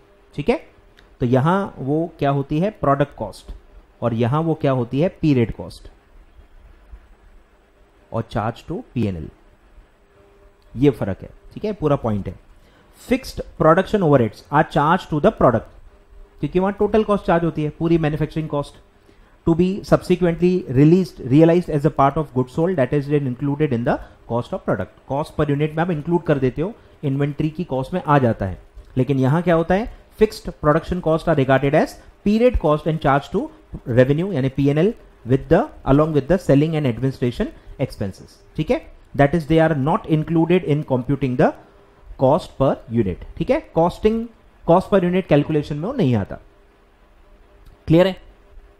तो ऐसा होता है. ठीक है, तो एक बात जो ध्यान रखनी है कि दोनों में जो नॉन मैन्युफैक्चरिंग कॉस्ट है, नॉन मैन्युफैक्चरिंग कॉस्ट यानी फैक्ट्री के बाहर की जो भी कॉस्ट होती है, जो कि नॉर्मली एडमिन और सेलिंग होती है, वो प्रोडक्ट पे चार्ज नहीं होती. वो दोनों में प्रोडक्ट में चार्ज नहीं होती. ठीक है, सिर्फ मैन्युफैक्चरिंग कॉस्ट को ही प्रोडक्ट पे चार्ज किया जाता है. ठीक है, तो ये ध्यान रखना, नॉन मैन्युफैक्चरिंग कॉस्ट है तो वो न एब्जॉर्प्शन में प्रोडक्ट पे चार्ज होती है, न इसमें चार्ज होती है. ठीक है, चलिए, तो ये पूरा बेसिक हो गया. यही सबसे बड़ा फर्क है अंडर मार्जिनल एंड एब्जॉर्प्शन. ठीक है, चलिए, तो ये हो गया डिफरेंस. आगे बढ़ते हैं सर. अब ये ऐसे ही है, बाद में पढ़ लेंगे. काम की चीजें पहले पढ़ लेते हैं सर, बाकी मैं ऐसे रीड करवा दूंगा. चलिए, अब आते हैं सीवीपी पे. ध्यान दो, CVP analysis, cost volume profit. ठीक है, 3 नाम है, cost volume profit. Cost volume profit कि हम तीनों में एक रिलेशन साबित करते हैं, एक उसमें इक्वेशन बनाते हैं, और फिर अगर आपको कोई भी गिवन वॉल्यूम पे ये पता करना है कि प्रॉफिट कितना होगा, तो वो ग्राफ के थ्रू आप प्लॉट कर सकते हो. ठीक है, तो उसको कहते हैं कॉस्ट वॉल्यूम प्रॉफिट एनालिसिस, या जो भी ग्राफ बोलो. तो इसमें अलग अलग बेसिस पे होता है. आप प्रॉफिट बेसिस पे भी ये बना सकते हो या कॉस्ट बेसिस पे भी बना सकते हो. पहले मैं कॉस्ट बेसिस वाला बताता हूं. ठीक है, ये आपका वाई एक्सिस, ये एक्स एक्सिस और ये ओरिजिन, ये है आपका आउटपुट और ये है आपका कॉस्ट. ठीक है, बोलो कैसा बिहेवियर होगा. पहले आप पूरे कॉस्ट को प्लॉट करो. पूरे कॉस्ट में 2 पार्ट्स हैं. पहला है फिक्स कॉस्ट, तो मैं फिक्स कॉस्ट प्लॉट कर देता हूं. ये मैंने आपको बता दिया है, टोटल फिक्स कॉस्ट है, पैरेलल होगा एक्स एक्सिस से, और ये टोटलिटी में कांस्टेंट होता है. फिर वेरिएबल कॉस्ट प्लॉट करो, वो 0 से स्टार्ट होगा और वो ऐसे कांस्टेंट होगा, टोटल वेरिएबल कॉस्ट. अब इन दोनों को जब आप ऐड कर दोगे, वेरिएबल कॉस्ट और फिक्स कॉस्ट को ऐड कर दोगे, तो एक और लाइन आप ड्रॉ कर सकते हो, दैट इज टोटल कॉस्ट. अब वो स्टार्ट कहां से होगी? वो स्टार्ट होगी यहां से, 0 से स्टार्ट नहीं हो सकती, क्योंकि टोटल कॉस्ट में फिक्स कॉस्ट भी आ जाती है. तो 0 आउटपुट पे टोटल कॉस्ट और टोटल फिक्स कॉस्ट सेम होती है, क्योंकि वेरिएबल कॉस्ट 0 होती है. एट 0 आउटपुट वेरिएबल कॉस्ट 0 होगी. इसका क्या मतलब है कि जितनी फिक्स कॉस्ट है उतनी टोटल कॉस्ट होगी. तो स्टार्टिंग पॉइंट यहां से होगा जहां से फिक्स कॉस्ट स्टार्ट होती है. ठीक है, और ये फिर ऐसे वेरिएबल कॉस्ट को पैरेलल होगी, तो इसको कहते हैं टोटल कॉस्ट. आ रहा है ख्याल में? तो यहां लॉजिक सिर्फ ये याद रखना है कि ये यहां से स्टार्ट क्यों होती है और वेरिएबल कॉस्ट यहां से स्टार्ट क्यों होती है. सबका स्टार्टिंग पॉइंट क्या है ये आपको पता होना चाहिए, और पैरेलल है तो क्यों है ये बस आपको पता होना चाहिए. अब आप इसमें बस अगर क्या प्लॉट कर दो, रेवेन्यू. अगर मैं इसी ग्राफ में सेल्स को प्लॉट कर दूं तो मुझे प्रॉफिट भी पता चल जाएगा. तो सेल्स का जो लेवल है वो वेरिएबल कॉस्ट के तो ऊपर आएगा, ये ध्यान रखना, वेरिएबल कॉस्ट से ज्यादा होता है ना सेल वैल्यू. ठीक है, तो वो ऐसा उसका जो कर्व है वो थोड़ा उसका स्लोप ज्यादा रहेगा, इसको आप कहोगे सेल्स. ठीक है, तो टोटल कॉस्ट सेल को जहां इंटरसेक्ट करेगी, टोटल कॉस्ट को सेल्स जहां इंटरसेक्ट करेगी उसको कहते हैं BEP, break even point. Total cost और टोटल सेल इक्वल है, मतलब no profit no loss, no profit no loss, no profit no loss. ठीक है, अब ये पॉइंट के पहले ये जो है इस पूरे को आप कहोगे लॉस. ठीक है, अब बीपी पता कैसे करेंगे? ये तो ग्राफ पे जहां इंटरसेक्ट हुई, यूनिट्स कैसे पता करोगे? तो वो स्ट्रेट लाइन ड्रॉ की जाती है यहां पे. तो यहां से आपको पता चलता है कि बीपी का यूनिट्स कितना है. आए ख्याल में? तो बीपी के पहले जो भी आपका ग्रीन कलर में मैं रीजन बता रहा हूं वो मतलब क्या है? लॉस. ग्रीन कलर एरिया बताता है कि लॉस. तो अगर आप बीईपी के पहले हो, आउटपुट आपका बीईपी से कम है, मतलब आप लॉसेस में हो। क्वेश्चन आता है इसलिए बता रहा हूं, ठीक है। Before BEP, if your output is below BEP then you are under loss. Below BEP losses, at BEP no profit no loss, above BEP profit, above BEP profit, ठीक है। तो जो एरिया है उसको कहते हैं प्रॉफिट, यानी इसको एक और नाम दिया गया है मार्जिन ऑफ सेफ्टी। ये जो सेल है बीईपी से लेके जो ये एक्चुअल सेल है आपकी, इसको कहते हैं मार्जिन ऑफ सेफ्टी, और जो एरिया है इसको कहते हैं प्रॉफिट। ध्यान दो, मतलब सेल के दो पार्ट है, एक है 0 से लेके बीईपी तक, उसका बीईपी कहोगे, ठीक है। ध्यान दो, 0 से लेके बीईपी तक ये जो सेल है इसको कहते हैं बीईपी सेल, इसको क्या कहते हैं, बीईपी सेल। और बीईपी से लेके जो एक्चुअल सेल तक होगा उसको कहते हैं एमओएस सेल, ठीक है। ये होगा बीईपी सेल और इसको कहते हैं एमओएस सेल, ठीक है। तो इसी से आपका इक्वेशन बनता है, इसी से आपका फॉर्मूला बनता है। ध्यान दो कि sales is equal to BEP plus MOS, BEP plus MOS. इसी को घुमा के दो इक्वेशन और बना सकते हो कि अगर आपको बीईपी निकालना है तो सेल्स माइनस एमओएस, फिर अगर आपको एमओएस निकालना है तो सेल्स माइनस बीईपी, ठीक है। तो ये आपको ध्यान देना है कि सेल के दो पार्ट्स हैं, बीईपी और एमओएस, ठीक है। तो इसको घुमा के आप 3 इक्वेशन में कन्वर्ट कर सकते हो। क्लियर है? चलिए सर, तो ये हो गया। और एक और लास्ट पॉइंट जो है वो है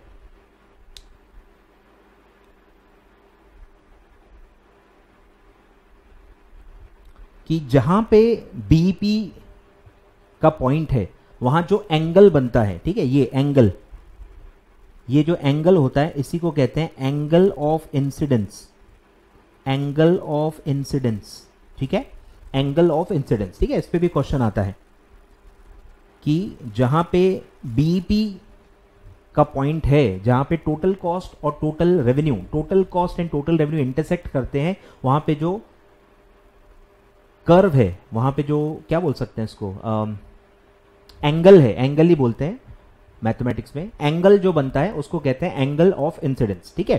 तो कंफ्यूज करने के लिए आपको अलग अलग ऑप्शन दिए जाएंगे, सेल्स और वेरिएबल कॉस्ट, सेल्स और फिक्स कॉस्ट, ऐसा भी दिया रहेगा। तो एक्चुअली आपको क्या ध्यान रखना है, total sales and total cost, वो जहां इंटरसेक्ट होता है वहां जो एंगल बनता है उसको कहते हैं एंगल ऑफ इंसिडेंस। क्लियर है? चलिए सर, तो ये सारे एमसीक्यू, सारे आपके थ्योरी एमसीक्यूज हैं, ये सारे थ्योरी एमसीक्यूज ही हैं, इसलिए मैं अलग अलग से आपको बता रहा हूं, ठीक है।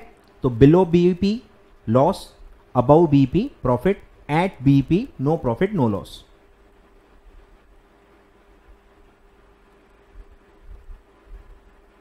No profit no loss. Clear है? तो ऐसा है, यही है आपका सीवीपी एनालिसिस, ठीक है।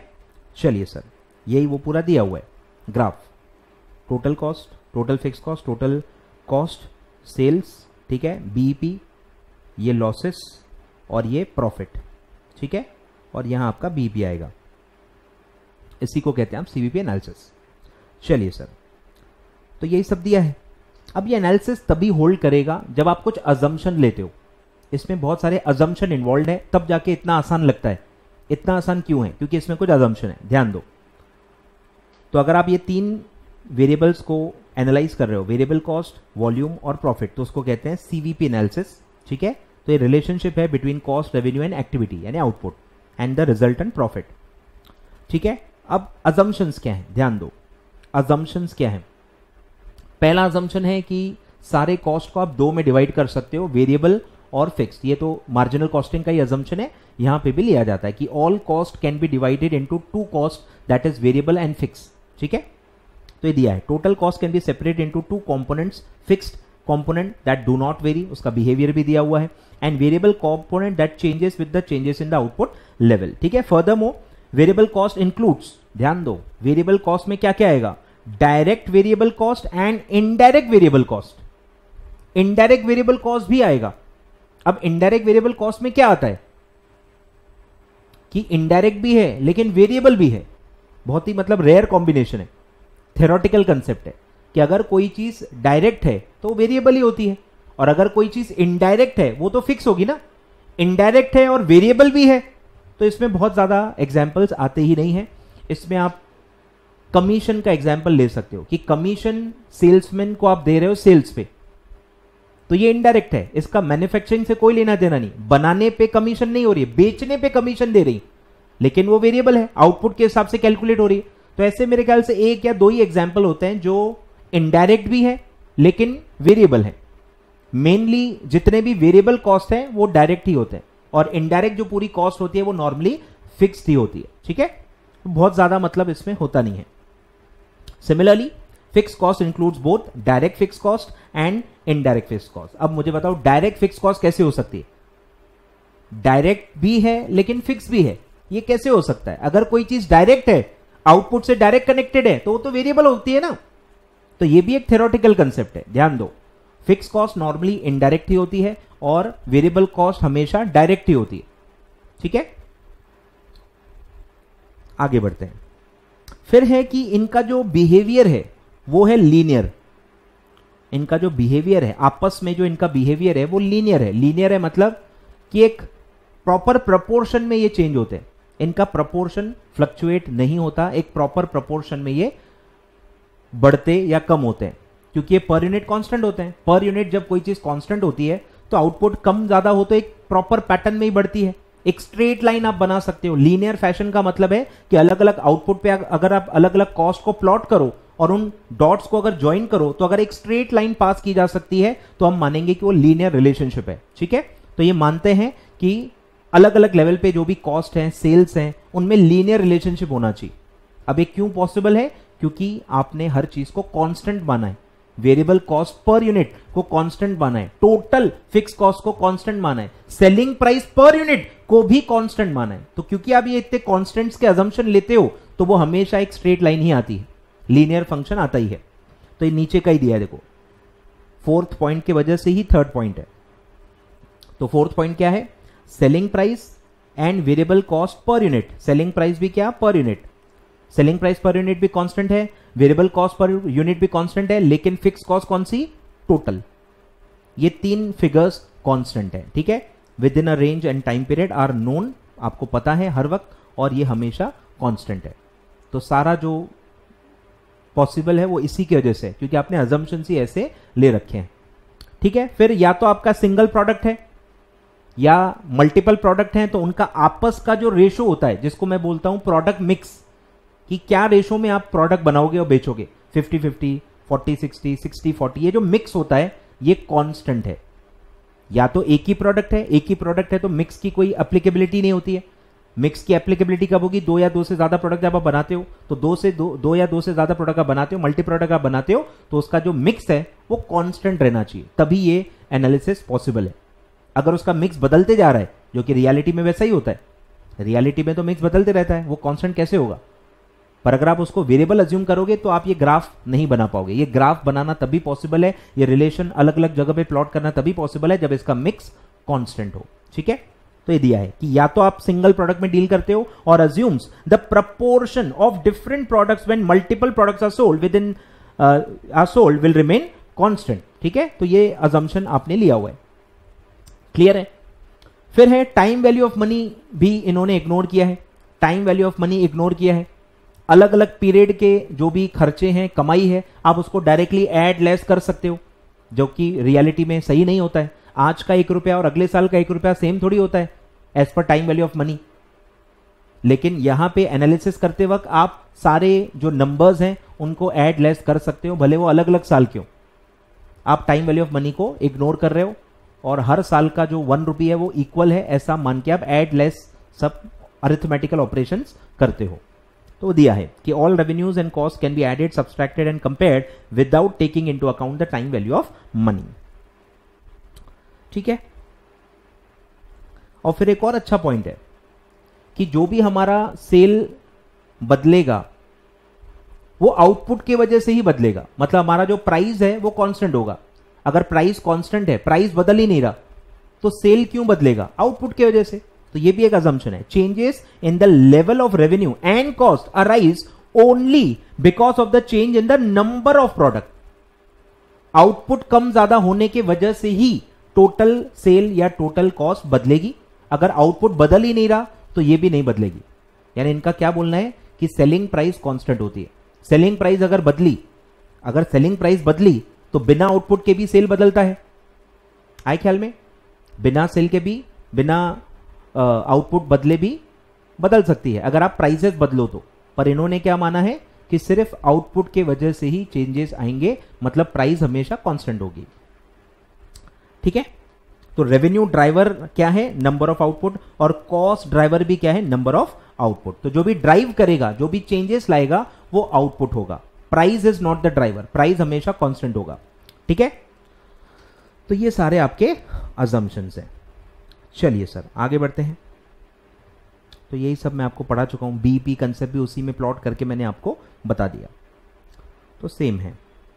एमओएस भी मैंने आपको बता दिया। ठीक है, क्या है? Margin of safety, projected sales यानी कि total sale minus break even sale. वही तो फॉर्मूला आपको लिखवा के दिया, घुमा घुमा के इसी को आप यूज कर सकते हो। The margin of safety can be defined as the difference between the expected level of sale and the break even sale. Larger the margin of safety, larger will be the profit. जितना BP के आगे जितना ज्यादा आप cell करोगे उतना आपका profit बढ़ते जाएगा, क्योंकि at BP no profit no loss है। At PP no profit no loss का क्या मतलब है? At BP variable cost is equal to fix cost. At BP variable cost is equal to fix cost. जितना आपने sorry contribution is equal to fix cost, कि जितना आपने contribution कमाया है एग्जैक्टली वो फिक्स कॉस्ट जितना है। और आप फिक्स कॉस्ट को, कंट्रीब्यूशन को फिक्स कॉस्ट उसमें से माइनस करते हैं, उसी में आप प्रॉफिट लॉस निकालते हो। तो जब दोनों इक्वल होंगे तभी तो प्रॉफिट जीरो आएगा ना। तो जब contribution is equal to fix cost मतलब नो प्रॉफिट नो लॉस आएगा, मतलब वो पॉइंट क्या होगा? बीईपी। ठीक है, तो at BEP no profit no loss, that means at BEP contribution is always equal to fix cost. ठीक है, चलिए, तो जितना आप ज्यादा सेल करोगे बीईपी के आगे उतना आपका प्रॉफिट बढ़ते जाएगा, क्योंकि आपकी बीईपी तक फिक्स कॉस्ट पूरी रिकवर हो गई। बीईपी तक आपकी फिक्स कॉस्ट पूरी रिकवर हो गई। बीईपी के आगे जितना भी कंट्रीब्यूशन आप कमा रहे हो उस कंट्रीब्यूशन में से कुछ फिक्स कॉस्ट माइनस ही नहीं करनी है। आ रहा है कुछ समझ में? ये ध्यान दो, ये इमेजिनेशन आपको होनी चाहिए कि जैसे ही आप बीईपी क्रॉस कर रहे हो, बीईपी के आगे की जो भी सेल होगी उसमें जो भी आप कंट्रीब्यूशन कमाओगे उसमें से कोई फिक्स कॉस्ट माइनस ही नहीं होती, क्योंकि फिक्स कॉस्ट तो टोटल आप रिकवर कर चुके हो। तो उसके आगे जितना भी कंट्रीब्यूशन होगा वो आपका नेट प्रॉफिट होता है।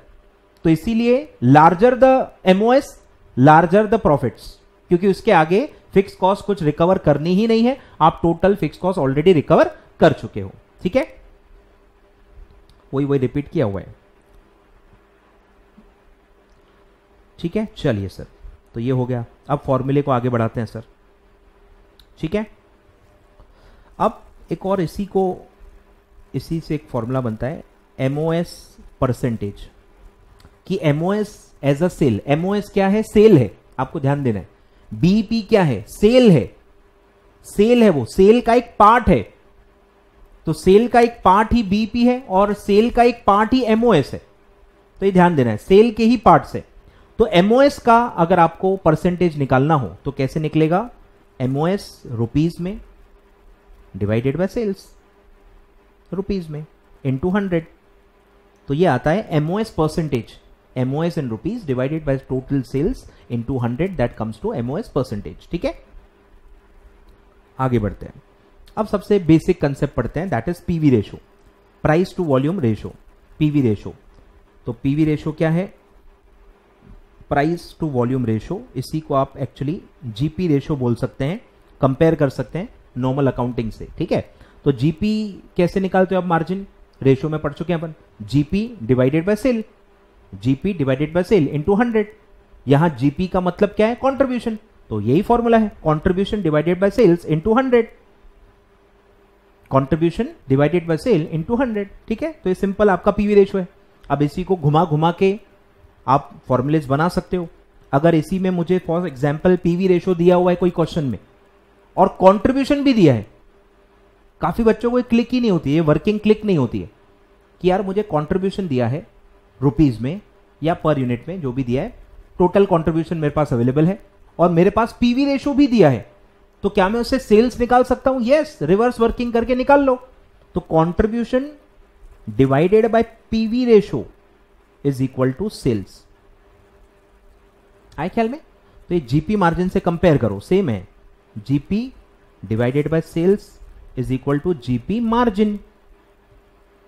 इसी को घुमाओ, ठीक है, GP in rupees divided by GP in margin is equal to sales. ये वही है, ये वही फॉर्मूला है, वही लॉजिक है, ठीक है। तो घुमा के भी आप यूज कर सकते हो, रिवर्स वर्किंग आप इसको कह सकते हो, रिवर्स फॉर्मूला, ठीक है। तो ये दिया है, आगे बढ़ते हैं। तो ये तो कंट्रीब्यूशन अपॉन सेल्स इनटू 100 आएगा, ठीक है। अब आते हैं बीपी पे। बीपी का फॉर्मूला क्या है, ठीक है, फिफ्थ ब्रेक इवन पॉइंट। तो उसका 3 अलग अलग फॉर्मूले होते हैं कि आपको बीपी रुपीस में निकालना है या आपको बीपी यूनिट्स में निकालना है आउटपुट में, या आपको परसेंटेज कैपेसिटी में निकालना है, परसेंटेज कैपेसिटी ऑफ प्लांट, ठीक है। अब बीपी में करना क्या है, बीपी में करना क्या है, बीपी तक क्या होना चाहिए, बीपी तक आपका फिक्स कॉस्ट रिकवर होना चाहिए। सब में रिकवर क्या करना है, फिक्स कॉस्ट। तो सबका न्यूमरेटर क्या आएगा सर, टोटल फिक्स कॉस्ट, ठीक है। अब रुपीस में अगर चाहिए बीपी तो परसेंटेज में आपको प्रॉफिट मार्जिन लेनी पड़ेगी कि आप कितना प्रॉफिट कमा रहे हो, कितना प्रॉफिट कमा रहे हो एक एक रुपए पे, और टोटल फिक्स कॉस्ट रिकवर करने के लिए कितना लगेगा, ठीक है। तो डिवाइडेड बाय पीवी रेशो। तो आपका आंसर आएगा रुपीस में, परसेंटेज में अगर आप डिनोमिनेटर लोगे तो आपका आंसर रुपीस में आएगा। फिर अगर आपको यूनिट्स में बीपी चाहिए तो कंट्रीब्यूशन पर यूनिट लेना पड़ेगा कि एक यूनिट में कितना कमाते हो, उसको ही आप क्या कहोगे, कंट्रीब्यूशन पर यूनिट। फिर अगर परसेंटेज कैपेसिटी में चाहिए तो पर 1% कैपेसिटी में कितना कमा रहे हो, पर यूनिट का मतलब पर 1 यूनिट, सेम परसेंटेज कैपेसिटी के लिए लेना है कि कंट्रीब्यूशन पर 1% कैपेसिटी, कि 1% कैपेसिटी पे आप कितना कमाते हो, उससे अगर आप टोटल कॉस्ट को डिवाइड कर दो, टोटल फिक्स कॉस्ट को, तो आपको परसेंटेज कैपेसिटी पता चलेगा कि कितनी परसेंट कैपेसिटी पे मशीन आप यूज करोगे, तब जाके आपका बीपी आएगा, ठीक है। तो ऐसे 3 फॉर्मूले हैं, तीनों में लॉजिक ध्यान रखना है। न्यूमरेटर फिक्स कॉस्ट है क्योंकि बीपी का पर्पस ही क्या है कि हमको टोटल फिक्स कॉस्ट रिकवर करनी है अपनी कमाई से, और डिनोमिनेटर में तीनों कमाई है, न्यूमरेटर में फिक्स कॉस्ट है, डिनोमिनेटर में कमाई है। अब बीपी जैसा आपको चाहिए वैसे ही आपको कमाई का बेस बदलना पड़ेगा। रुपीस में चाहिए बीपी तो कमाई परसेंटेज में ले लो, मार्जिन ले लो उसकी, पीवी रेशो मार्जिन कहते हैं उसको। और बीपी यूनिट्स में चाहिए तो कमाई को पर यूनिट पे निकाल लो। परसेंटेज कैपेसिटी ऑफ मशीन में चाहिए तो 1% कैपेसिटी का कंट्रीब्यूशन से डिवाइड कर लो। तो बस बेस को आपको एडजस्ट करते जाना है, तो आपको बीपी का बेस आप एडजस्ट करते जाओगे, ठीक है। इसमें भी सेम घुमा फिरा के भी आप निकाल सकते हो। कोई क्वेश्चन में अगर बीपी दिया हुआ है, आपको फिक्स कॉस्ट निकालना है या आपको कंट्रीब्यूशन निकालना है, तो आप इसी को घुमा घुमा के फॉर्मूले बना सकते हो, ठीक है। तो पहले में मैं बताता हूं कि चलो अगर आपको फिक्स कॉस्ट निकालना है, ठीक है, बीपी दिया हुआ है और पीवी रेशो दिया है, या बीपी और कंट्रीब्यूशन पर यूनिट दिया है, तो आप फिक्स कॉस्ट कैसे निकालोगे, ठीक है। तो बस क्रॉस प्रोडक्ट करना है, क्रॉस प्रोडक्ट कर लो। Total fix cost is equal to, ये क्रॉस प्रोडक्ट हो जाएंगे, BP in rupees multiplied by PV ratio, और यहां क्या आएगा, total fix cost is equal to BP in units multiplied by contribution per unit, ठीक है, ऐसे। और परसेंटेज कैपेसिटी ज्यादा आता नहीं है एक्चुअली, इसलिए मैं वो ज्यादा बता नहीं रहा आपको, ठीक है। घुमा घुमा के आप जैसा उसको सॉल्व करना चाहें कर सकते हैं, ठीक है। ये हो गया बीपी, ब्रेक इवन पॉइंट। तो वही सब दिया है, fixed cost upon PV ratio. चलिए सर,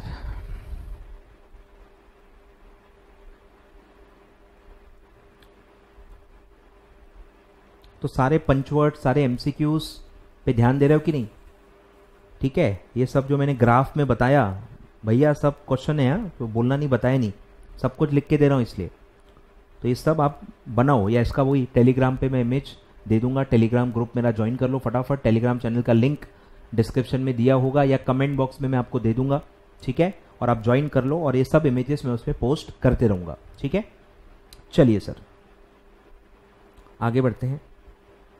MOS हो गया, limitations of equivalent point margin, ठीक है।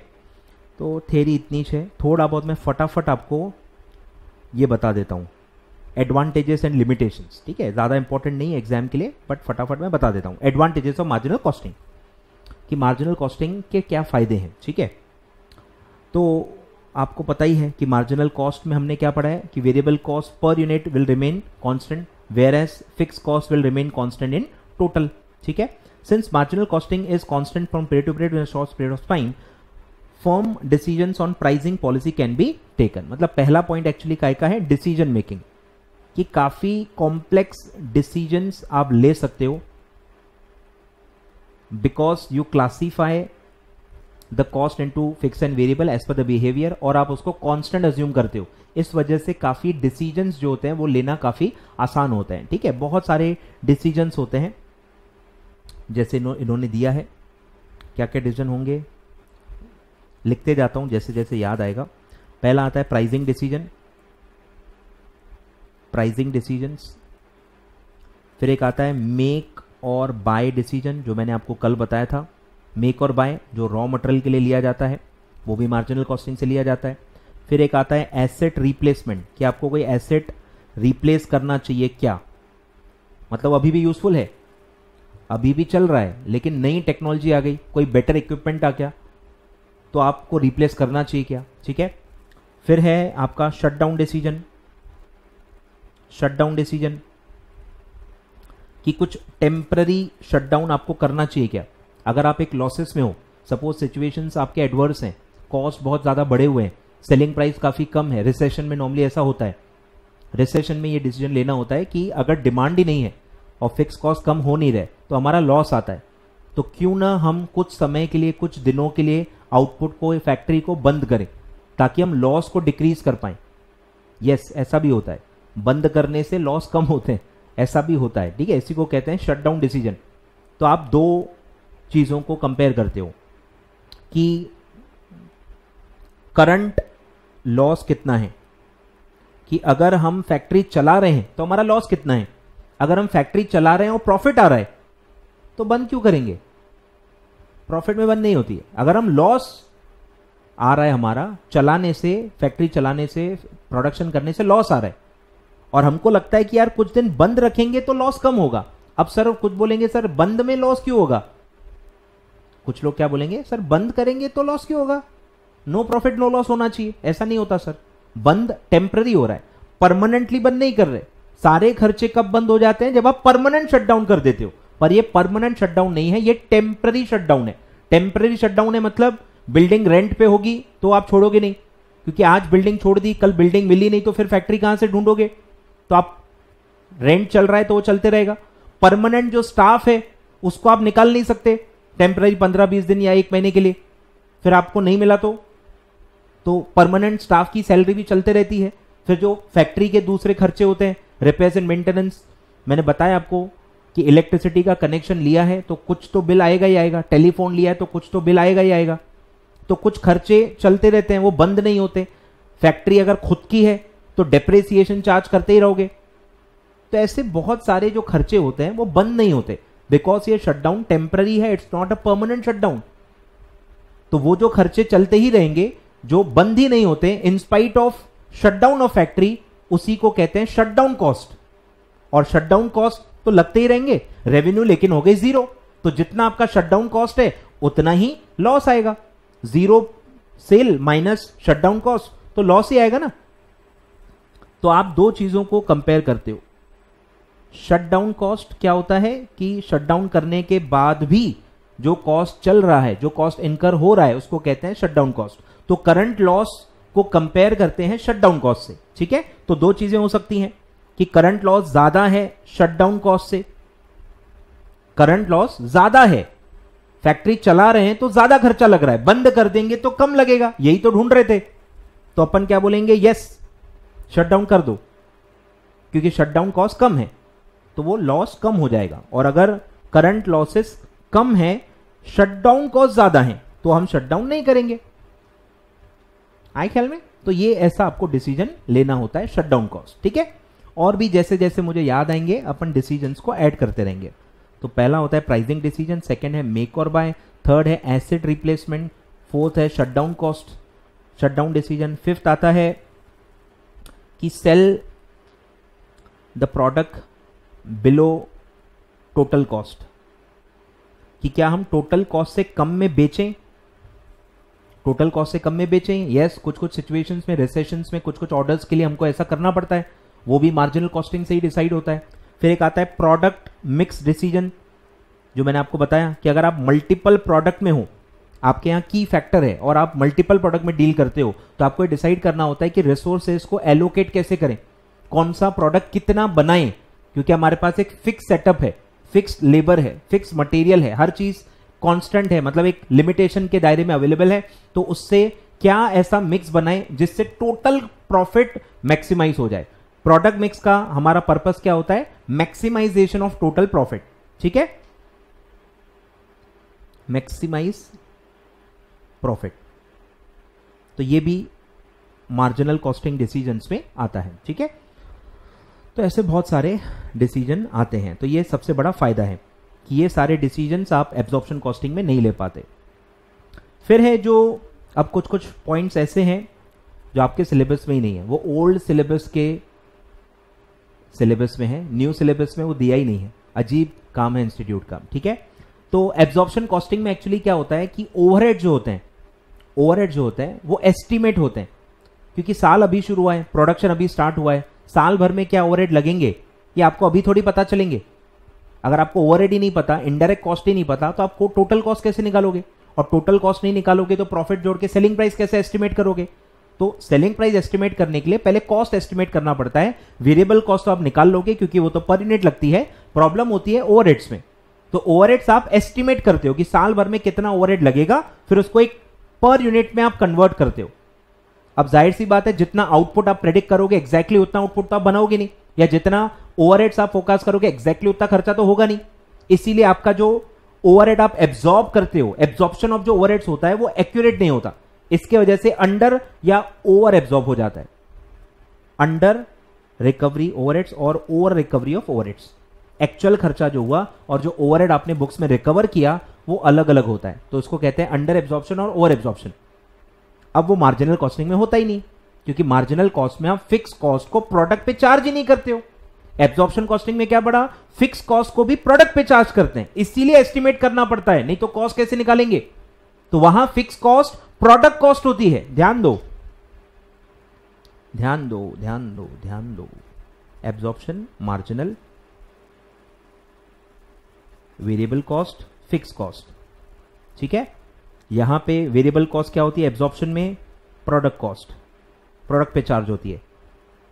फिक्स कॉस्ट भी प्रोडक्ट पे चार्ज होती है। ठीक है, तो फिक्स कॉस्ट भी एब्जॉर्प्शन कॉस्टिंग में प्रोडक्ट कॉस्ट होती है। ध्यान दो, इसीलिए ये बोल रहा हूं कि फिक्स कॉस्ट भी प्रोडक्ट कॉस्ट है, प्रोडक्ट पे चार्ज करनी है पर यूनिट, तो आपको एस्टिमेट करना पड़ता है, एस्टिमेट करके एब्जॉर्ब करना पड़ता है।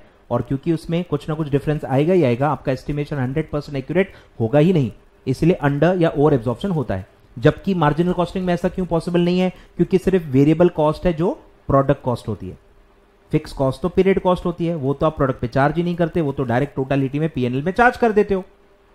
तो यहां कोई रिकवरी होती नहीं है, यहां कोई अंडर ओवर एब्जॉर्प्शन नहीं होता। ठीक है, तो ये लिख लो, ये लॉजिक है उस पॉइंट का, उस पॉइंट का लॉजिक है।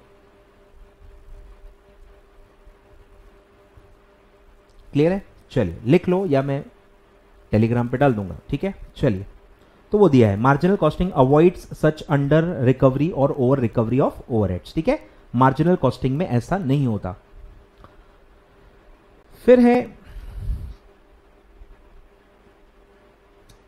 कि कुछ लोगों का मानना है कि फिक्स कॉस्ट प्रोडक्ट पे चार्ज नहीं होनी चाहिए, क्योंकि वो पीरियड कॉस्ट है। आप बनाओ ना बनाओ, बेचो ना बेचो, फिक्स कॉस्ट तो लग गई ना। फिक्स कॉस्ट तो पर मंथ होती है या पर एनम होती है, उसका आउटपुट से एक्चुअली कोई लेना देना होता ही नहीं है। तो उनका बोलना है कि मार्जिनल कॉस्टिंग ज्यादा बेटर है एब्जॉर्प्शन कॉस्टिंग से। फिक्स कॉस्ट को आपको प्रोडक्ट पे चार्ज करना ही नहीं चाहिए। तो मार्जिनल कॉस्टिंग से जो प्रॉफिट आता है वो सही होता है, बेटर होता है, एक्यूरेट होता है। तो यही वो कह रहे हैं, this shows true profit for the period, कि आप वेरिएबल कॉस्ट को प्रोडक्ट पे चार्ज कर रहे हो और फिक्स कॉस्ट को प्रॉफिट एंड लॉस में चार्ज कर रहे हो। ये सबसे सही तरीका है और इससे जो आपका प्रॉफिट आएगा वो ज्यादा बेटर होगा। ट्रू प्रॉफिट लॉस आप निकाल रहे हो as compared to absorption costing. Clear है? फिर है कि मार्जिनल कॉस्टिंग से ही पॉसिबल है कि आप ब्रेक इवन पॉइंट निकाल सकते हो, ब्रेक इवन एनालिसिस कर सकते हो, आपके प्रॉफिट्स का क्या इंपैक्ट है, आउटपुट के वजह से आपके प्रॉफिट्स में क्या इंपैक्ट होगा, या ये सब आप एनालिसिस कर सकते हो, जो कि एब्जॉर्प्शन कॉस्टिंग में पॉसिबल नहीं है। फिर है कि आप सारे खर्चे को बांट लेते हो, सेम जो पढ़ा था, segregation of expense fixed and variable help the management to exercise control over the expenditure. ठीक है, बजटेड एक्सपेंडिचर से आप कंपेयर कर सकते हो और आप करेक्टिव मेजर ले सकते हो, जो मैंने आपको कॉस्ट कंट्रोल में कल बताया था। कॉस्ट कंट्रोल में कल यही बताया था। अब कुछ नालायकों ने कल का वीडियो देखा नहीं है, कुछ नालायकों ने कल का वीडियो देखा ही नहीं है, स्किप कर दिया है, तो जाके देखो। इसलिए कहता हूं सब रोज लाइव आओ, रोज देखो। कोई चीज अच्छी लग रही है, इंपॉर्टेंट लग रही है, तो उसमें आलस मत करो। आप अपने खुद के दुश्मन हो, आपको बाहर के दुश्मन की जरूरत भी नहीं है। आपको बस अपने आप से लड़ना है कि जो भी आपको आलस आता है, जो भी चीजें आप प्रोकास्टिनेट करते हो, पोस्टपोन करते हो, वो सब बंद कर दो। अगर कोई चीज काम की लग रही है, मैं रोज लाइव आ रहा हूं, 30 दिन का कमिटमेंट लेके बैठा हूं, तो ये आपके तरफ से भी कमिटमेंट होनी चाहिए और हर लेक्चर आप मेरा उसी दिन देखो। चलो लाइव आपका नहीं हो रहा है देखना, कोई प्रॉब्लम नहीं है सर, अरे पर एटलीस्ट सेम डे तो देख लो, नेक्स्ट वीडियो के तो पहले देख लो, ताकि कंसेप्ट की जो कनेक्टिविटी है वो तो आपको समझ में आ जाए। ठीक है, तो कॉम्प्रोमाइज मत करो।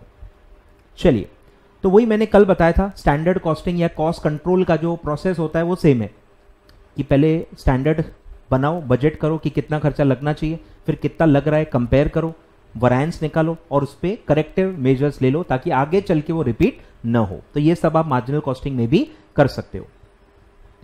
फिर है marginal costing helps the management in taking number of decisions. ये तो मैंने पूरा लिस्ट बताया, यही है। देखो, मेक और buy, discontinuation of a product, बरोबर। कोई प्रोडक्ट अगर लॉस में है तो उसको बंद कर दो। कोई प्रोडक्ट में कंट्रीब्यूशन ही नेगेटिव आ रहा है, कोई प्रोडक्ट में कंट्रीब्यूशन ही नेगेटिव आ रहा है, आपका वेरिएबल कॉस्ट ज्यादा है, सेलिंग प्राइस कम है, तो ऐसे प्रोडक्ट तो बंद कर दो। या कोई और प्रॉफिटेबल प्रोडक्ट आपको पता चला है, सेम फील्ड से रिलेटेड है, आप बना सकते हो, तो एक प्रोडक्ट ऐड कर लो। तो प्रोडक्ट ऐड करना या डिसकंटिन्यू करना, लिस्ट में ऐड कर देता हूं।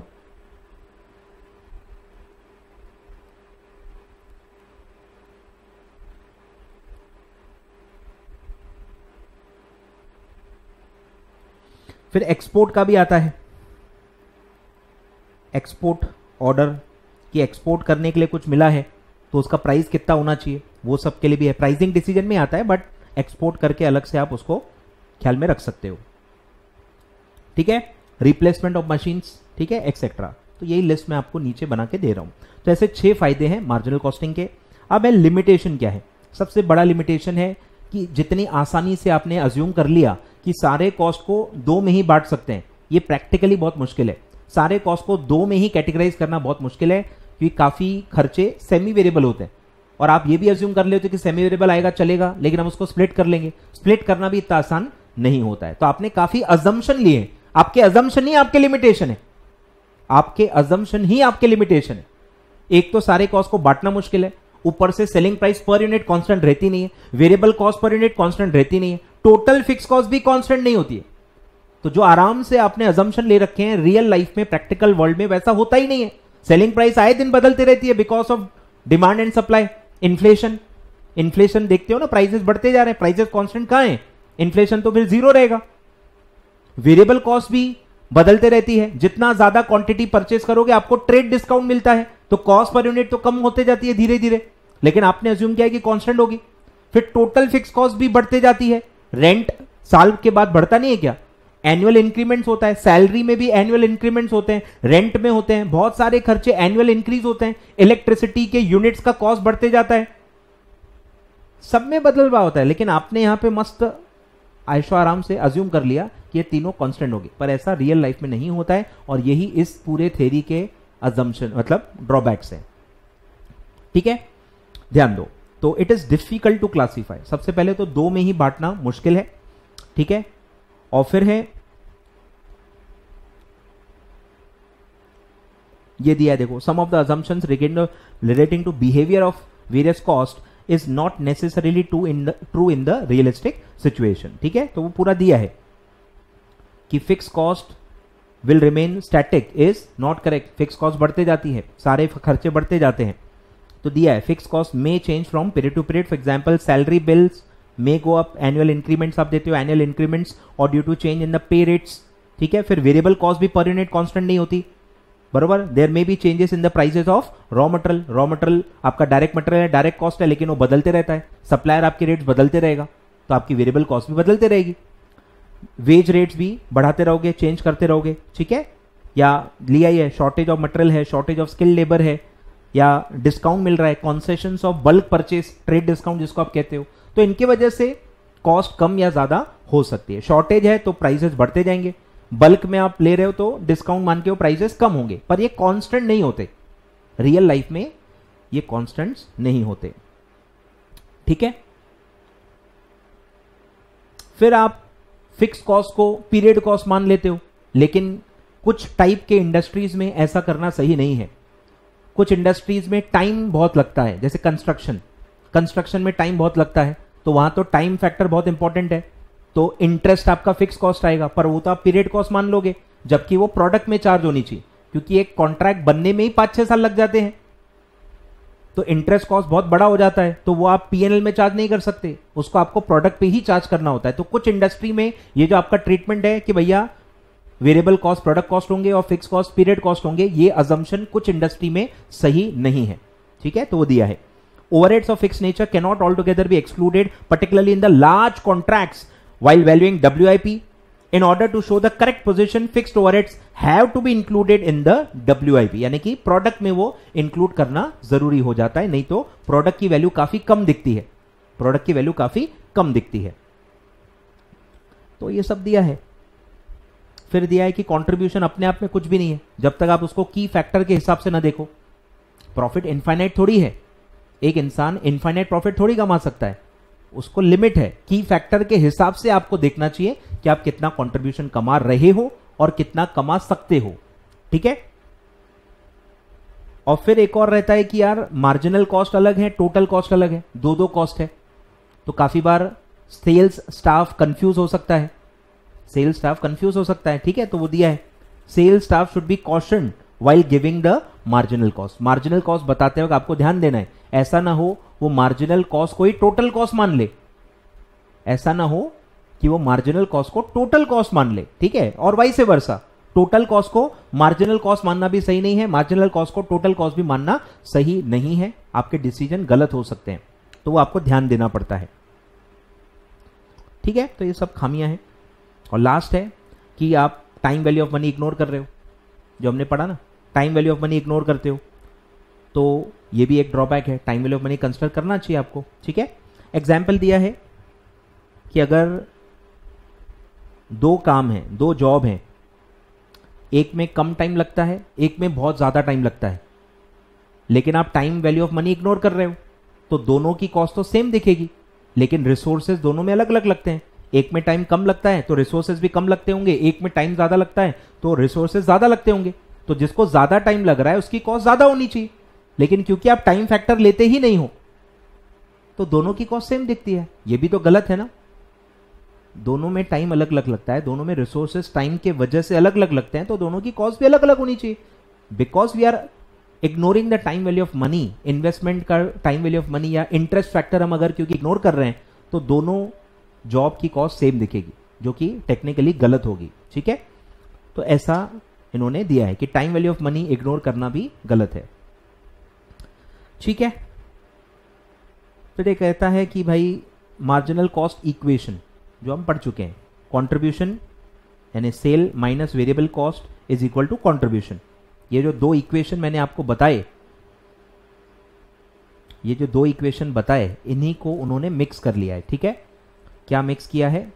Sales minus variable cost is equal to contribution, और कंट्रीब्यूशन का दूसरा फॉर्मूला क्या है? Is equal to fix cost plus profit. इसी को इन्होंने कहा है मार्जिनल कॉस्ट इक्वेशन। तो ये हमेशा टैली होगा। ठीक है, तो आई होप थेरी ऑलमोस्ट अपनी हो चुकी है, थेरी हो चुकी है, बधाई हो। ये भी काम का नहीं है, छोड़ो, ठीक है। कॉस्ट शीट भी हो गई, चलिए थेरी ऑलमोस्ट हो गई। अब फटाफट रैप अप करते हैं फॉर्मूले के साथ। बोलो फॉर्मूले कितने हैं, साथ साथ में बोलते जाओ। पहला मैंने बेसिक बताया, मतलब कंट्रीब्यूशन। पहला फॉर्मूला क्या है, कंट्रीब्यूशन। दूसरा एक्चुअली है एमओएस से रिलेटेड, एमओएस एंड बीपी, पर बीपी के इंडिपेंडेंट अलग से भी फॉर्मूले हैं। ये पूरे फॉर्मूले प्योरली एमओएस के लिए हैं, ठीक है। फिर एमओएस का ही परसेंटेज, फिर पीवी रेशो, फिर बीपी, ठीक है। अब एक दो और जो है वो मैं आपको बता देता हूं, ठीक है, ध्यान दो। अब जो मैंने एक आपको एग्जाम्पल दिया था उसी से फॉर्मूला बताता हूं, ठीक है।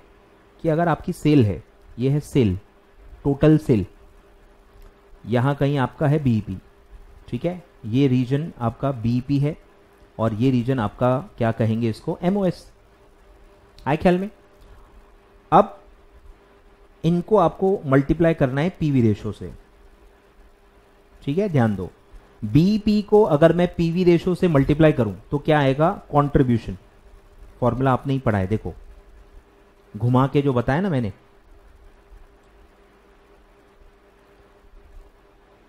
सॉरी, बीपी ये जो है ये वाला फॉर्मूला है, यानी ये वाला total fix cost is equal to BP into PV ratio. BP पे जितना आप कमाते हो वही आपका कंट्रीब्यूशन है। सर यहां तो फिक्स कॉस्ट लिखा है। अरे बेटा बीपी पे फिक्स कॉस्ट और कंट्रीब्यूशन इक्वल होता है ना, भूल गए क्या? At BP fixed cost is equal to contribution. तो आपको दिख रहा है फिक्स कॉस्ट, पर मुझे दिख रहा है कंट्रीब्यूशन, ठीक है। तो जितना आप बीपी पे कमाते हो, जितना बीपी पे कमाते हो, बीपी सेल, जो बीपी सेल का ही पार्ट है ना, बीपी पे अगर आप प्रॉफिट मार्जिन अप्लाई करोगे तो आपको आ जाएगा कंट्रीब्यूशन। और अगर आप एमओएस को प्रॉफिट मार्जिन से मल्टीप्लाई करोगे तो आपका आ जाएगा प्रॉफिट, तो आपका आ जाएगा प्रॉफिट। आए ख्याल में? तो ये सेकंड फॉर्मूला है। ये वाला तो मैंने बता दिया, बीपी वाला तो सेम ही है। एमओएस वाला अपन ने नहीं पढ़ा, तो एमओएस वाला फॉर्मूला आपको मैं यहां पे बता रहा हूं कि MOS is equal to profit, net profit जो होता है डिवाइडेड बाय पीवी रेशो, ये फॉर्मूला है। अब इसी को घुमा सकते हो, प्रॉफिट निकालना है अगर और एमओएस अगर दिया हुआ है तो profit is equal to MOS rupees में इनटू पीवी रेशो, ठीक है। यही जो ऊपर मैंने आपको फॉर्मूला बताया, तो घुमा घुमा के आपको जैसा निकालना है निकाल सकते हो। इसी में से आप पीवी रेशो भी निकाल सकते हो, profit divided by MOS, profit divided by MOS, ठीक है, ऐसा है। तो ये घुमा के आप तीन फॉर्मूले इसको बना सकते हो। क्लियर है?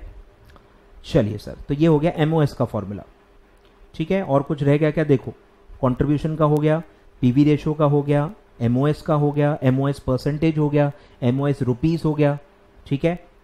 फिर पीवी रेशो हो गया, फिर आपका पूरा बीईपी भी हो गया, ठीक है। आई थिंक फॉर्मूले हो गए हैं। एक सेकंड में देख लेता हूं सर। अच्छा, इसमें फॉर्मूला शीट नहीं है।